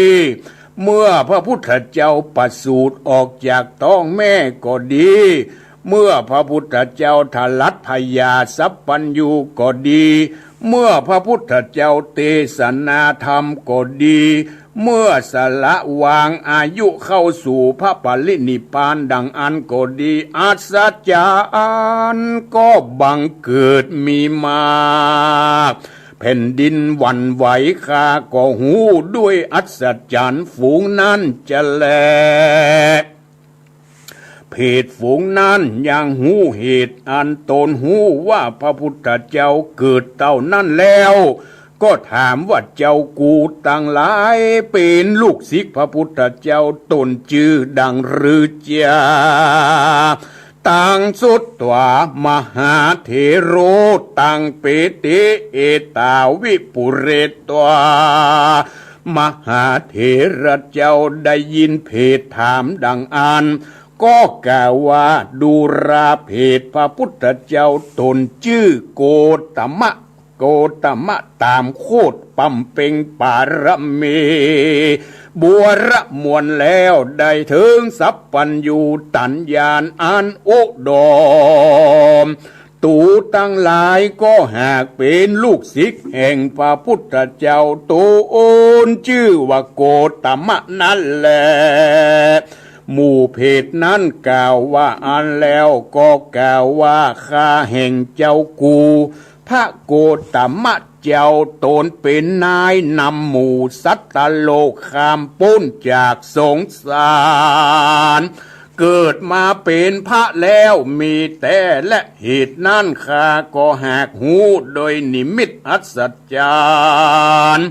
ตั้งหลายฝูงนั้นและอาหังปันนาส่วนตนข้านี้ก็ได้ตะลงทุกขเวทนาอยู่ชั้นนี้จะแลปลายนาข้ามหลวงพ้นไปแล้วข้าก็จากจุติจากอันเป็นผีเป็นเพศนี้แล้วซ้ำจักใดไปไม่ในมหาอเวจีนรกปุนแถมลาวแสนตุกยิ่งกว่าเก่าอันเป็นเพศนี้หาระวางบ่ได้แต่แลดูการาสูตุจนาศรัทธาตั้งหลายเหตุดังอ่านปุกกะละยิงใจอันปั๊มเป่งกำจัดหือเสียหายเสียเสียงยังของสังฆะบ่หือแล้วโ อุปการะแก่สังฆะดังอันก็นำเอายังโทษอันนักอันเป็นปิดนักมาฮือแก่ตนได้เสวยทุกขเวทนาหันมาปานดังเพชรเสาหินผู้นี้จะแลโปกะละยิ่งใจต่างหลายฝูงใดได้ใส่ใจเก็บหอมยับรักษาอย่างของสังฆะได้แล้วอุปการะแก่สังฆะบอกกินบ่บริโภคแก่ตนดังอ่านปุกกะละยิงใจฝูงนั้นก็นำเอามายังกุลและบุญแก่ตนเราแลปุกกะละยิงใจผู้มีพยาปัญญาหูว่าตุกอันมากหาที่สุดบ่ได้จักมาถึงแก่ตนเหตุปาปกรรมเป็นปัจจัยให้เกิดหูว่าสุขอันมากหาที่สุดบ่ได้จักมาถึงแก่ตนเหตุบุญกรรมเป็นปัจจัยให้บังเกิดแลกวนเว้นจากบาปกรรมโดยดีปึงกระทำกรรมให้ตนได้สุขในเมืองคนและเมืองฟ้าจิมเตแลตังปฏิปันนาภิกขเวเตสิเสปัสสานาสติประการหนึ่งปุกละผู้ใดเป็นอาจารมิกะคือนายใจรู้แต่งเป็นรักษาของสังฆะก็ดีของพระพุทธพระธรรมพระสงฆ์เจ้าก็ดีและเอามาใช้มาจ่ายเอามากินเอาของสังฆะมาบริโภคเอามาเลี้ยงลูกเลี้ยงเมียตลอดถึงเอามาฮือแก่ญาติกาตนฮือใจฮือกินของสังฆะดังอ่านของสังฆะเสียหายมีดังอันลวดปาลูกปาเมียปายาติกาวงศาที่ได้กินได้ใจนานไปเป็นผีเป็นเพศทุกขเวทนาเปิงหูด้วยวัตถุอันนี้เตอยังมีภิกขุ60 ตนอยู่ในประเทศอันมีชื่อโลหะนะได้ลังในลังกาเตวีปก็มาสู่จุมนุมเพื่อไปจุมปูเตวีปด้วยลำดับหนทางเพื่อใครไปไหวมหาโพธิสัตว์เจ้าภิกขุตั้ง60 ตนก็มาจุมนุมกันเดินทางมาถึงจุมนุมที่จุมปูเตวีปแล้วเข้าไปตามหนทางในด่านป่าใหญ่ที่หนึ่งหลงทางหนทางจ้างเถื่อนเตียวใส่ใจว่าหนเป็นหนทางคนก็ไต่ไปตามไปใจจะแลภิกขุ60 ตนตั้งหลายฝูงนั้นก็หลงหนทางได้4 วันก็มีที่ลันแล้วก็จักพิจารณาแล้วนับไปในป่าใหญ่ที่นั่นก็ได้ไปหันเพศอันเป็นก้อนผาผู้หนึ่งนอนเหยียดอยู่ยาวไปพระมารโกรธหนึ่งคือว่า400 ว่าเป็นก้อนผาตั้งแต่งแลภิกขุตั้งหลาย60 ตนเข้าใจว่าเป็นก้อนหินก้อนผาธรรมดายาวก็ยาวกว้างขวางเอากันขึ้นไปบนนอนเหนือหินนั่นแหละมหาเถระเจ้าหัตถปาตานังโอวาทานังปัสสาโนอายังโหติภิกขเวดุราภิกขุทั้งหลาย60 ตนนั้นมีมหาเถระเจ้าตนแก่เมื่อเจ้าลุกขึ้นมาใกล้รุ่งเตียวจมขมเพื่อปิวิปัสสนากรรมฐานเดินจงกรมเล็งดูก้อนผาก้อนนั้นที่เขานอนอยู่หัน ฐานสันฐานเป็นดังรูปตีนรูปมือคนก็คันนิ่งด้วยใจกำว่าผาก้อนนี้นะมันบดใจจาดผาแต่เป็นรูปเพศได้ว่าอันแล้วก็เรียกภิกขุทั้งหลายลงมาจากบนก้อนผาดูลาเจ้าภิกขุทั้งหลายจุงลงมาเตอะผาก้อนนี้บดใจผาจาดผาแต่และว่าอ่านในเมื่อมหาเถระเจ้าเรียกภิกขุทั้งหลายเจ้าลงมาแล้วก็เอากันลงมาจากก้อนผาเพดก้อนนั้นแลสิสังอุคิปิเปโตมหาเถโรอาปุจิโตเอโกสัปปโนเตในเมื่อภิกขุทั้งหลายลงมาจากหลังค้อนก้อนผาเพดผู้นั้นแล้วก็เพศผู้นั้นก็ย่อหัวขึ้นเล็งดูภิกขุเจ้าตั้งหลายอันมีมหาเถระเจ้าก็ถามซึ่งเพศตนนั้นว่าดูราเปตาโตโอนแห่งตันยาวพามานโกดนึ่งพามานกดมาหันมานี่เหมือนว่าเป็นก้อนหินเต้านอนอยู่บ่ลุกบ่นั่งจังคิงเตียวตังใดบ่ใดฉันนี้ตันใดกะตำวิบากกรรมอันใดจะลือในกาละเมื่อก่อนและได้มาเป็นผีเป็นเพศเสวยวิบากมีฉันนี้นิจจาปิตุมหาสมิงภวันเตมนุสโสหังปุเรอาอุกัสสวิหาตสังเมื่อตันมหาเถระเจ้าถามดังอันเพศผู้นั้นก็กล่าวว่าข้าแห่งเจ้ากูบัดนี้ข้าก็ตั้งอยู่ในอัตตภาวะอันเป็นเพศเมื่อศาสนาพระกัสสปะเจ้ายังทรมานวันนั้นข้าเกิดมาเป็นคนปดใจได้เป็นได้เป็นคนเฝ้านายอารามรักษาของสังฆะข้าก็ได้กินของสังฆะอันมีในอารามบัดได้รับอนุญาตจากพระสังฆะในนาในสวนมาเลี้ยงลูกเลี้ยงเมียเลี้ยงญาติกาของตน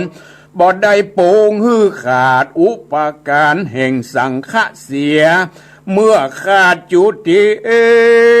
ตายไปก็ได้ไปเป็นเพศก้อนหินนอนอยู่เสวยทุกข์มานานเหตุของสังฆะอันเป็นคุลุพันอันนักนั่นแหละมยาสิทธิสังฆะมหาทุกขาวนังกันติอุตวาตังปริวันนะเยพันเตข้าแก่แห่งเจ้ากูญาติลูกเมียแห่งข้าฝูงติดได้กินได้บ่ละพอกอันเป็นของสังฆะที่บ่ได้รับอนุญาตกับด้วยข้านั้นเขา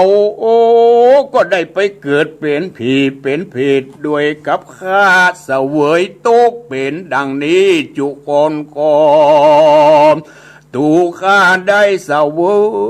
ยอันนี้เสียงระหว่างแห่งพระพุทธเจ้าตนชื่อกัสสปะแลพระพุทธเจ้าตนนั้นเกิดมาบัดนี้กาลนั้นพมานเท่านี้พอแผ่นดินมูลขึ้น14,000 วาพิว่านับเป็นปีอสงไขยบอกกวนโกฎหมายใดก็ข้ามล่วงพ้นไปแล้วข้าก็ยังเสวยกรรมอันมากอันเกิดแต่ปาปกรรมอันใดลักเอาของสังฆะมากินมาบริโภคในวงศาอันเป็นเพศนี้แลกรรมอันใดลักของสังฆะนั้นก็คือวิบากอันเป็นเพศเป็นผีอันยิ่งนัก ปานดังคานี้ผู้มีพยาหูว่ากรรมอันลักของสังฆะนั้นก็นำเอามายังวิบากอันมากนักดังนี้แลเมื่อเพศกล่าววิบากแห่งตนดังอันมหาเถระเจ้าถามว่าดูราเพศบัดนี้ต้านผาธนามักใครได้สิ่งใดอันเจ้าว่าอ่านปิตุโอปิสิโตมหามุขเขสินจะทาปาเนสันติเปตาหมู่เพศกล่าวว่าบัดนี้ข้าห้อนเนื้อห้อนตัวอยากกินน้ำว่าอ่านเจ้ากูตั้งหลายอันเป็นสังฆะก่อนนำเอาบาท60 บาทที่นั้นฮือแก่ภิกษุไปตักน้ำต่างตนก็ต่างเอาบาทลงไปสู่แม่น้ำอันมีบอกไก่นักนำเอาเอาน้ำนั้นเข้ามาโหดหล่อยังหูผาอันเป็นปากแห่งเพศนั่นแหละตั้งแต่ยามค่ำต่อเต้ารุ่งสายแห่งวันใหม่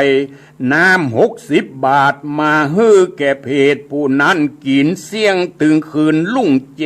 งก็บ่ปอมอกจุ่มลิ้นตาเพศนั่นแหละวิบากอันที่ได้ลักกินของสังฆะมันฮ้อนมันไหมของจาอันเป็นของกินร้อนยิ่งกว่าฝืนกว่าไฟจะเละนาถึงลุ่งแล้วมหาเถระเจ้าถามเพศว่าดูราเปตะตั้นยังได้ความยินดีแต่น้ำอันนี้สักหน่อยอันจะเลอเปตุโอยักโขภาเตมหัตถลาภิกขเวปาลยหังอัตตโนเปเสเพศกล่าวว่าข้าแห่งเจ้ากูภิกขุตั้งหลายหันมาปานดังเจ้าตั้งหลายแม้นได้แสนตนตักน้ำมาหล่อข้าในปากแห่งข้าเสี่ยง7 วัน7 คืนก็ยังบ่อาจจักฮื้อเต้าปลายนิ้วข้าโตจะแลเหตุดังอันน้ำป้อยจะเข้าไปสู่คอแห่งข้าแต่นิจจานิ่งหนึ่งเดียวเจรนาบ่มีแลเมื่อน้ำบ่เข้าไปสู่ลำคอดังอ่านข้าป้อยจักใดสุกด้วยเหตุอันใดจากก็บ่มีแลดังเจ้าภิกขุตั้งหลายหดหล่อน้ำปุ่นใดก็ดีก็บ่ถึงลำคอแห่งข้าดังอ่านข้าป้อยจักพ้นจากภาวะอันเป็นเพศนั้นก็บ่มีแลเปตะเปตกล่าวว่าดังนี้แล้วถามซึ่งเจ้าภิกขุตั้งหลายว่าข้าแห่งเจ้ากูบัดนี้พระพุทธเจ้าจนชื่อดังลือจาเกิดมาในโลกนี้เจ้าตั้งหลายเป็นลูกศิษย์พระพุทธเจ้าจนตนชื่อลือจาเป็นอัจฉริยะแห่งเจ้าตั้งหลายนั่นจามหาเถระเจ้ากล่าวว่าดูราเปตะบัดนี้พระพุทธเจ้าเกิดมาในขกุลเต้าพญาเจ้าสากยะมีชื่อว่าโกตมะเกิดมาเป็นพระในโลกนี้พระเจ้าตนนั้นเป็นครูอาจาริยาแห่งตูข้าตั้งหลายตูข้าก็มาเป็นลูกศิษย์แห่งพระพุทธเจ้าตนนั้นมาตั้งแต่ลังกาตวีปเพื่อจักมาไหว้มหาโพธิสัตว์เจ้าแลอาโหโกตมะสัมพุทเทอาติกันเตมหาตุขานุภาวันเตเยรันเตเพศผู้นั้นได้ยินกรรมมหาเถระเจ้ากล่าวดังอ่านน้อยใจกินแหนงใจด้วยคำว่าอาโหโอยนอบัดนี้พระเจ้าตนชื่อโกตมะเกิดมาโพธิสัตตโลกข้ามพ้นจากทุกข์ทั้งมวลแล้วกูนี้ดังว่าบ่ฟังกำไผปาละเป มีตัณหานามานะพ้นจากอันเป็นเพศนี้ก็จักไปไม่ในอเวจีนรกด้วยโลภะตัณหากรรมอันพมาทยังเกี่ยวเจ้าสามประการยังเหลือแต่อันเป็นเพศนี้เล่าและค่าแห่งเจ้ากูตั้งหลายกรรมอันบำบัดตัดค่าอันเป็นของสังฆะคือเสียหายนั่นก็นำเอาโทษคือวิบากกรรมมาถึงแก่ตนแก่ตัวผู้ฆ่าอันเป็นผู้กระทำดังอันแลปุกละฝูงใดลักเอาของสังฆะไว้บ่รักษาไว้บ่ฮือเสียหายเตียนยอมเป็นบุญเป็นกุศลดังอันก็นำเป็นบุญกุลมาสู่แก่ตนมากนักตุมเหกัจฉิเมอัปปมาเตพุทธศาสเนเปตผู้นั้นกล่าวดังนี้ก็เตือนเจ้าภิกขุทั้งหลายว่าข้าแห่งเจ้ากูทั้งหลายได้หันยังกรรมวิบากแห่งข้าหามาหาพระมาดบ่ได้หาพระหมันบ่ได้จุงประกอบไปโดยปฏิบัติในศาสนาเตอบัดนี้เปี่ยวไฟจากลุกไหม้ตนแห่งข้าเจ้ากูตั้งหลายลำบากฮ้อนจะแลตั้นตั้งหลายจุงหนีไปเตอะว่าอ่านเจ้าภิกขุตั้งหลายก็เตียวถอยออกมาหนีจากที่หันน้อยหนึ่งก่อนเปี่ยวไฟอันใหญ่นักก็ออกมาวู่ไหม้อ่อมตนเพศตนนั้นเป็นดังปุกละเหมือนเปิ้นเผาผีตายอันแลตกนรกอเวจีจริงลูกพากดออกนอกและเจ้าภิกขุตั้งหลายฝูงนั้นก็หากได้เป็นมิสกุลกุ้นเกยกับด้วยเพศผู้นั้นแต่ศาสนาพระเจ้ากัสสปะวันนั้นเต้าบ่ได้กินข้าวสังฆะจิมเพศนั้นจุติตายต่วนเตียวไปมาก็ได้มาเกิดในลังกาตวีปได้บวชในศาสนาพระพุทธเจ้าด้วยบุพกรรมวหาวิบากที่ได้กระทำนั้น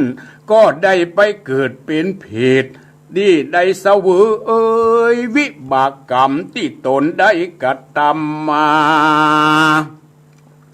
เจ้าภิกขุทั้งหลายหนีไปจากที่เพศนั้นส่วนกลางคืนก็เสียงไปพมานข้าวุธหนึ่งก็ได้อันเป็น1-2 ปันวาละนึกใจอินดูหมู่เพศผู้นั้นด้วยสังเวชในใจก็เอากันจำเลินตุกลักษณะว่าอาหูโอสังขาราดังนี้ได้ถึงธรรมวิเศษตามบุญสมภารแห่งตนวันนั้นตัสมานอันตาเรเปตาเลกาหานังมหาตุขังภาการหนึ่งคนและขหัดก็ดีนักบวชก็ดีได้กู้ได้ยืมของแก้วเจ้า3 ประการมีต้นว่าของสังฆะมาถลาแม่นเข้าสารและเครื่องแข่งหนึ่งก็เป็นบาปเป็นกรรมนักแลได้ตกนรกก็ด้วยวิบากกรรมอันใดกระทำของสังฆะนั่นแลก็มีด้วยภาการดังกล่าวมานี้แหละนานิทิตังขียาสังวันนาวิเศษจะห้องเหตุยังมหาวิบากหลวงพวกตน23ก็บังคมสมเร็จดี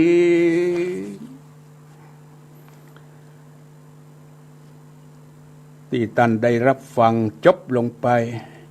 เป็นเนื้อหาสาระในตอนหนึ่งในพระมหาวิบากหลวงที่ได้เทศแบบทำนองแบบปืนเมืองเหนือในเนื้อหาสาระที่เทศความจริงยังบัดจบนะตอน23นี้เวลามันเหลือน้อย อยากจะสรุปเป็นใจความดีกว่าอาจจะสรุปใจความคือปอกศรัทธาญาติโยมทั้งหลายได้หู้ได้เข้าใจในเนื้อหาสาระในมหาวิบากหลวงที่เตดลงไปในพวกนี้ในตอนที่23เพิ่นบอกว่าในขณะที่พระสงฆ์เดินทางไปเพื่อจะไปหา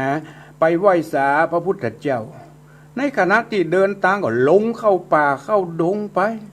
หลงเข้าป่าเข้าดงพระสงฆ์ทั้ง60 ตนน่ะเดินทางไปถึงก็ไปปะใส่หินพาก้อนหนึ่งเอาไว้ยาวเป็นโยชน์เป็น200-300-400 วาโยชน์กว้างใหญ่เหมาะสมที่จะเป็นที่พักที่นอนนี่เด้อก็ขึ้นไปนอนบนก้อนผานั่น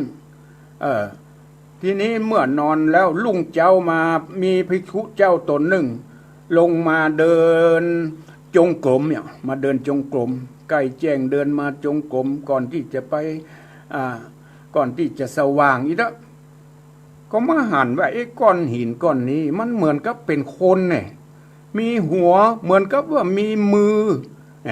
เหมือนกับเป็นลักษณะคนก็เลยห้องพระสงฆ์องค์เจ้าทั้งหลายที่นอนอยู่บนก้อนหินลงมาพอแล้วมาช่วยกันพอแล้วมันแม่นแตกะเมื่อตุเจ้าทั้งหลาย60 ตนลงมาหมดแล้วหินพาเพศตัวนั้นก็เงยหน้าขึ้นว่ะแต่บ่ลุกมาได้เงยหัวขึ้นหน่อย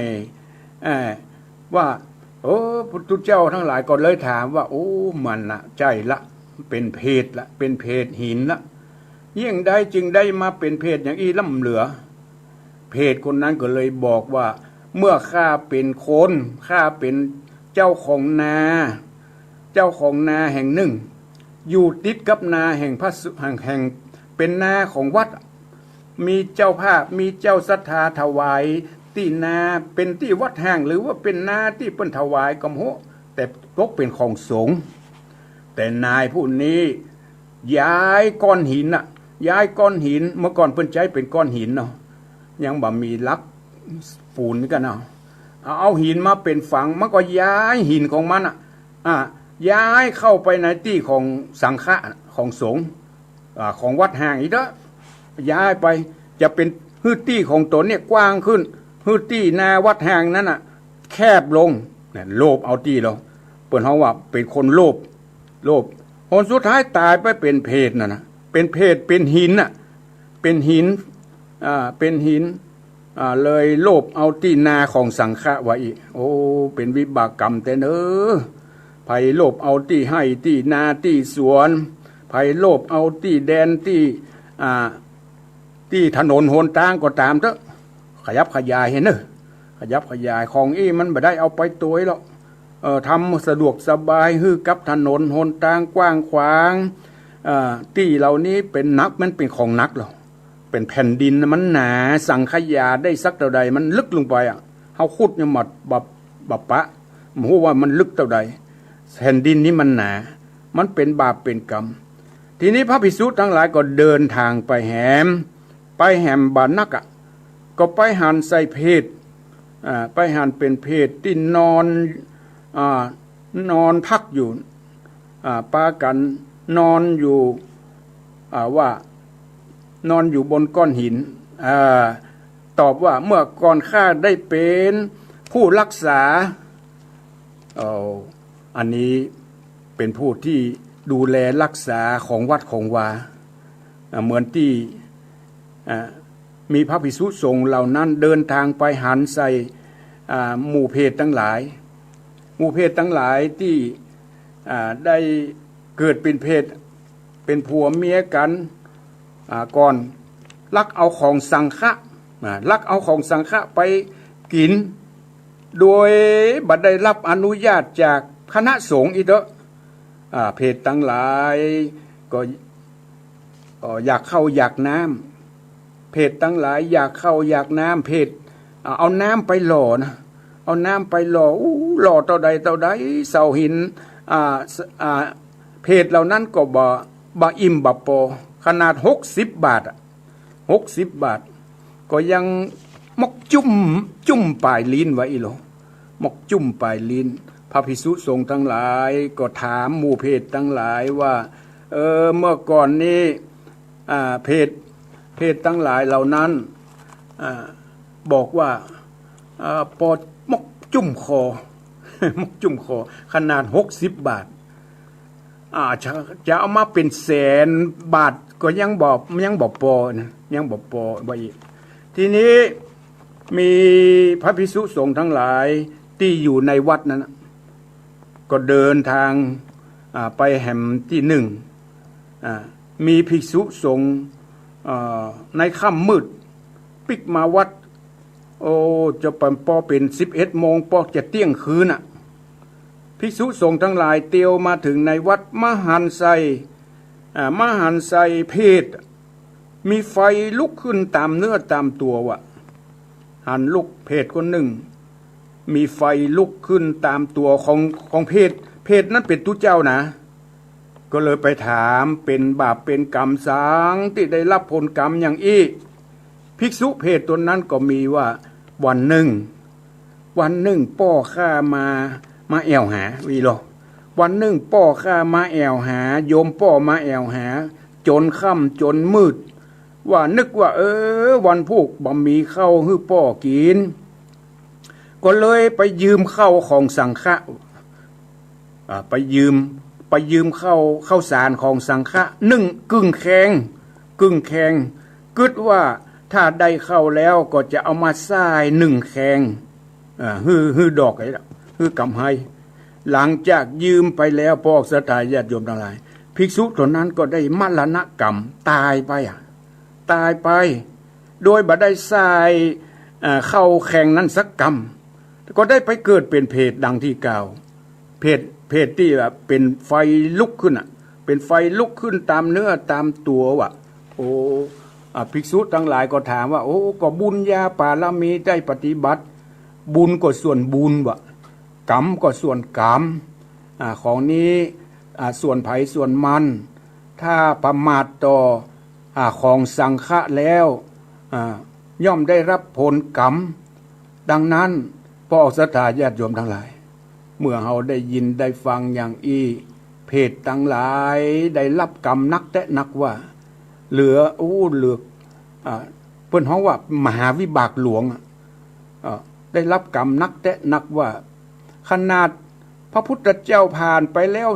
3 ตน 4 ตนแกก็บอกว่าเนี่ยหูหมดที่หูได้เพราะอย่างเพราะแผ่นดินมันไหว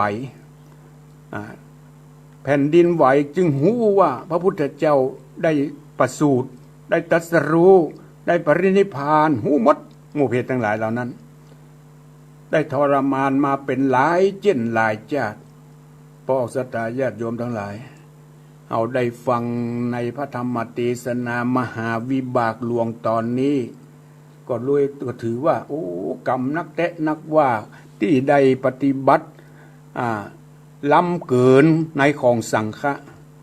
ที่ให้ที่นาวัดแห่งวัดเฮืองตลอดถึงของใจของสอยของกินของบริโภคของวัดของวาที่เฮาเอาไปกินไปใจโดยบ่ได้รับอนุญาตจากพระสงฆ์องค์เจ้านี่เป็นบาปเป็นกรรมแต่เนอะบางครั้งบางทีเฮาเอาของวัดของวาไปใจเอาถ้วยเอาจอนเอาอย่างไปใจไปแตกช่วยกันทำบุญฮื้อทานเนอะตานทรายตานแตนป่นมีการตานทรายตานแตนหรือจะทำด้วยตนเองก็ได้ทางคนภาคกลางป่นเฮาว่าชำระหนี้สงฆ์กลัวเป็นบาปเป็นกรรมแม่นอนวัน1 คืน 1ก็ขอได้ชำระหนี้สงฆ์โทษได้มาอาบในมาล้างได้มาช่วยได้มาถ่ายนักถ่ายเบาในวัดในวาก็ขอชำระหนี้สงฆ์อย่าได้เป็นบาปเป็นกรรมเนอพระคุณเจ้าเนออย่างเป็นต้นหรอกดังนั้นอย่าได้ประมาทต่อแก้วเจ้า3 ประการเนอปอกศรัทธาญาติโยมทั้งหลายเข้ามาวัดก็ขอให้มีความเคารพในสถานที่หันสิ่งใดสิ่งหนึ่งอันมีก้าก็ตามบ่มีก้าก็ตามสิ่งใดสิ่งหนึ่งจะถือวิสาสะเอาไปกินเอาไปใจเอาไปฮื้อคนใดๆก็ตามผู้ใดได้กินได้ใจได้บริโภคเป็นบาปทั้งนั้นตามในเนื้อหาสาระที่ได้ฟังไป อังนะปอกสตาญาติโยมทั้งหลายเฮาท่านทั้งหลายทุกท่านทุกคนก็กลัวเป็นบาปเป็นกรรมในเรื่องนี้ขอหลีกโคเว้นอันใดเป็นของสังฆะคือเป็นของสงฆ์ของสังฆะหมายถึงของสงฆ์ต้องได้รับอนุญาตจากพระสงฆ์องค์เจ้าถ้าพุทธเจ้าเปิ้นเวลาเปิ้นเข้ากรรมเนาะเปิ้นก็มีการอุปโลกส่วนหนึ่งมอบให้พระเถรานุเถระส่วนหนึ่งพระสังฆะรองลงมาอันนี้เป็นส่วนของพระภิกษุสามเณรที่เหลือจากสามเณรก็เป็นของอุบาสกอุบาสิกาที่เหลือจากอุบาสกอุบาสิกาก็ขอเนี่ยที่เหลือจากพระภิกษุสามเณรก็ขอเป็นฮือแก่อุบาสกอุบาสิกาอันนี้เป็นอุปโลกละขายสงเป็นหม้อพื้นละเอาไปกินไปใจก็บ่เป็นหยังบางครั้งบางทีเฮาจะไปกลัวไปมดประตกประเสี่ยงอันใดที่เปิ้นอนุญาตแล้วก็บัดเป็นหยังเด้อเป็นหยังบ่เป็นบาปเป็นกรรมต่อหน้าต่อตากันเปิ้นอนุญาตแล้วก็ถือว่าเป็นของบริสุทธิ์ถึงสองฝ่ายเอาละพ่อออกศรัทธาญาติโยมทั้งหลายอาตมาได้ใจเวลามาเกือบ2 ชั่วโมงเหลือเวลาแห่งบักกี่นาทีเมื่อกี้ไผโทรมาอู้มาจ๋าบ่ตันช่วงนี้ลองโทรมาอู้มาจากันแห่งสักกำเนอะเหลือเวลาแห่ง4-5 นาที6 นาทีไผที่พอจะมีเวลามาแจ้งผลการรับฟังพระธรรมเทศนาช่วงที่2นี้โทรมาอู้มาจา081-289-8992เนื้อพอออกศรัทธาญาติโยมทั้งหลาย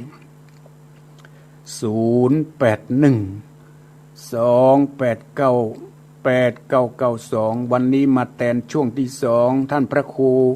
วัดไร่พัฒนาเปิ้นไปสวดวันนี้เปิ้นสวดกันที่วัดดอยน้อยอำเภอดอยหล่อพระสงฆ์องค์เจ้าที่อำเภอดอยหล่อเปิ้นสวดในวันสวรรคตของพระบาทสมเด็จพระเจ้าอยู่หัวรัชกาลที่9วันนี้ที่วัดพระธาตุดอยน้อยก็อาตมาก็เลยแทนไปในชั่วโมงที่2นี้พอออกศรัทธาญาติโยมทั้งหลายได้ฟังพระธรรมเทศนามหาวิบากหลวงมหาวิบากน้อยก็มีอย่างที่เราได้ฟังไปเมื่อคราวแล้วว่าการประมาทต่อผลทานผลบุญผลทานของตนก็เป็นบาปเป็นกรรมเหมือนกันเนอะอย่างประมาทอย่างกระตุมปีกผู้นั้นประมาทต่อเข้าบาตรที่เมียฮื้อตาลไปนะโอ้กลายไปบ่ได้กินบ่ได้ย่องเจริญปอนครับท่านครูครับบุญรักษาพ่อวินกะครับโทรมาจากเวียงป่าเป้าเนาะครับเวียงป่าเป้าฟังชัดเจนดีก่อนเสียงดังเลยนะฮะอย่างว่าเสียงดังมันคำไหนดังไปกำกะฟังจากสถานีไหนอัน104นะกะ104กะครับผมก็ไปนี่แหละแล้วมึงนั่นแบบห้ามอะไรนี่ดักไปกำกะดักที่กำมึนก่อนเดี๋ยวกำเดียวนะมันเดียวในเที่ยนะเดี๋ยวนี้ดีแล้วเนาะครับขอบคุณพ่อวินเนอร์ฮะขอบรักใจเด้อขอบคุณบุญรักษาอยู่ดีมีสุขเจริญปอนจ้าไปสายจ้าท่านพระครูโทรมาจากไหนอันนี้ที่ไหนเจ้าอันนี้วัดสายมูลน่ะวัดเวียงป่าเป้านะกะเจ้าเวียงป่าเป้ากะเจ้าบ้านไหนอยู่บ้านอย่างก็อยู่บ้านแม่เมาขี้เล็กฝั่งอ่ะเจ้าโหนั่นอยู่แม่เมากะเจ้าแม่อย่างก็เดี๋ยวเนี้ยเจ้าทำฟังเดียวเนี่ยกะท่านนั้นแม่อย่างก็แม่ชื่ออย่างก็แม่ชื่อปราณีเจ้าแม่ชื่อปราณีอยู่แม่เมาเนาะอยู่แม่เมาเจ้าที่โทรมาเข้าแล้วนะกันเนาะเจ้าโทรมาเข้าแล้วนะกันดีละแม่ฟังชัดเจนดีเนาะเจ้าเข้าใจดีเข้าใจดีเนาะเจ้าดีละเป็นบุญเป็นกุศลเจ้ากราบไหว้เจ้าบุญรักษาอยู่ดีมีสุขเจริญปอน ฟังแล้วได้สาระได้ประโยชน์จากการฟังธรรมก็ถือว่าเป็นบุญเป็นกุศลละเป็นธรรมโอสถบุญรักษาเจริญพรแกไว้สาเจ้าโทรมาจากไหนจากบ้านดอยน้อยเจ้าดอยน้อยไหนอ่ะดอยน้อยดอยหล่อเนี่ยโอ้บ้านดอยน้อยดอยหล่ออยู่ตีนดอยฮั่นกะอยู่ตีนดอยฮั่นกะตลอดเลยเจ้าอยู่ตีนดอยโอ้ฟังชัดเจนดีเนาะเจ้าชัดเจนดีวันนี้เพิ่นมีการสวดก้าที่วัดดอยน้อยอ่ะเจ้ามีเจ้าแต่คงบ่คืนน่ะเพราะว่าตอนคืนเป็นเมื่อวานตอนปีเป็นเมื่อคืนเนาะปู่อ๋อเพิ่นสวดกันแผ่เมื่อคืนพุ่นกะก็เพิ่นสวด6 โมงนี่แกแห่ทั่วประเทศอ่ะฮั่นกะคงพร้อมกันทั่วประเทศเลยเจ้าอ๋อดีละเจ้าเอามาแก้คืนเนาะเป็นหยังเด้อเจ้ามาแก้ขี่รถโดยเมื่อวานนี้สู้แต่แตกอ่ะไปไม่วันไปได้เนาะมาค่ำมาใครแต่มาใครแต่มืดมัวฟังตลอดนะเจ้าแต่ก็ได้โทรไปได้เจ้าขอบคุณนะแม่เนอเจ้าบุญรักษาอยู่ดีมีสุขเจริญพรไปสาเจ้าลูกโทรมาจากไหนจากในท้องเจห่มมันพุงดอนเจ้าเจห่มลำปางเจ้าลำปางนี่เจห่มนี่ฟังชัดเจนเนาะเจ้าลูกเฮ้ยขอถามเลยถามยังตะกอนเลี้ยงหมูปู่จ้าเอาของวัดมาคือหมูมันเป็นบาปกันเลยมันเป็นละปู่จ้ามาแล้วลูกได้รับอนุญาตจากพระคุณเจ้าแล้วลูกเจ้าเป็นเนี่ยห้อมใจลักเอามาบัดใจถือวิสาสะมันใจลักเอามาลูกเอาปู่จ้าเอามาแล้วลูกเพิ่นอนุญาตปงปานแล้วได้ยินตุลุงว่ากันลักกว่าล่ะมันได้รับอนุญาตแล้วมันเป็นอย่างลูกเจ้าเป็นอย่างเด้อบุญรักษาเนอลุงเนอบุญรักษาเนอแม่เนอสบายใจได้เนอสบายใจได้เนอบุญรักษาเจริญพรแก้วไฟสาเจ้าพระครูเจ้าโทรมาจากไหนจากบ้านป่าบงเวียงฝางป่าบงเวียงฝางฟังชัดเจนดีเนาะที่เมืองฝางเจ้าบอกวันนั้นตอนที่เมื่อวันนั้นเดี๋ยวโทรหาท่านใช่กับป่าบงที่กาดป่าบงนั่นนะเจ้าแม่ละเจ้าคนเดียวกันนี่เนาะเจ้าโทรมาหากันพ้องเด้อเจ้าคือกำลังคิดกำลังใจเจ้าม่วนดีเนาะพอความห้ามม่วนก็ฟังไปเรื่อยๆเนอะคนมีถึงวันเนอะบุญรักษาอยู่ดีมีสุขเจริญพรเจริญพรเจริญพรไม่สาวไม่อายเจ้าเก่าเจ้าเดิมฟังชัดเจนดีเนาะที่ไม่สาวอ่ะฟังชัดเจนดีเจ้าดีละเป็นตลอดแน่ตัวดีแล้วบนบุญเป็นกุศลฟังไปเรื่อยๆเนอะอู้ถึงอันของในว่าถ้าเป็นข้าวต้มขนมอย่างตัวเจ้าเพิ่นอนุญาตบ่เป็นหยังเพิ่นอนุญาตแล้วมันเป็นหยังเด้อเป็นบ่ปู่จ้ากับปู่จ้าเป็นหยังถ้าตุเจ้าเพิ่นอนุญาตแล้วจะปู่จ้าหรือบ่ปู่จ้าก็บ่เป็นหยังเด้อจังหวัดศีลหยังมันของเน่าของบูดเนาะเอามาช่วยกันกินก็เป็นประโยชน์ตัวบุญรักษาเด้อแม่เด้อนมัสการนะเจ้ากำลังใจเจ้าเจริญพรอาตมาใช้เวลามาพอสมควร5 โมงละพอศรัทธาญาติโยมทั้งหลายขอนำรายการสารธรรมยามแลงออกไปก่อนเนอะก่อยปิกมาพบกันในโอกาสหน้าสำหรับวันนี้ก็ขออำนวยอวยพรให้กับพอศรัทธาญาติโยมทุกท่านที่เปิดเครื่องรับฟังในบ่ายวันนี้จงได้อยู่ร่มเย็นเป็นสุขในพระบวรพุทธศาสนาก็ขอจงมีอายุวันนะ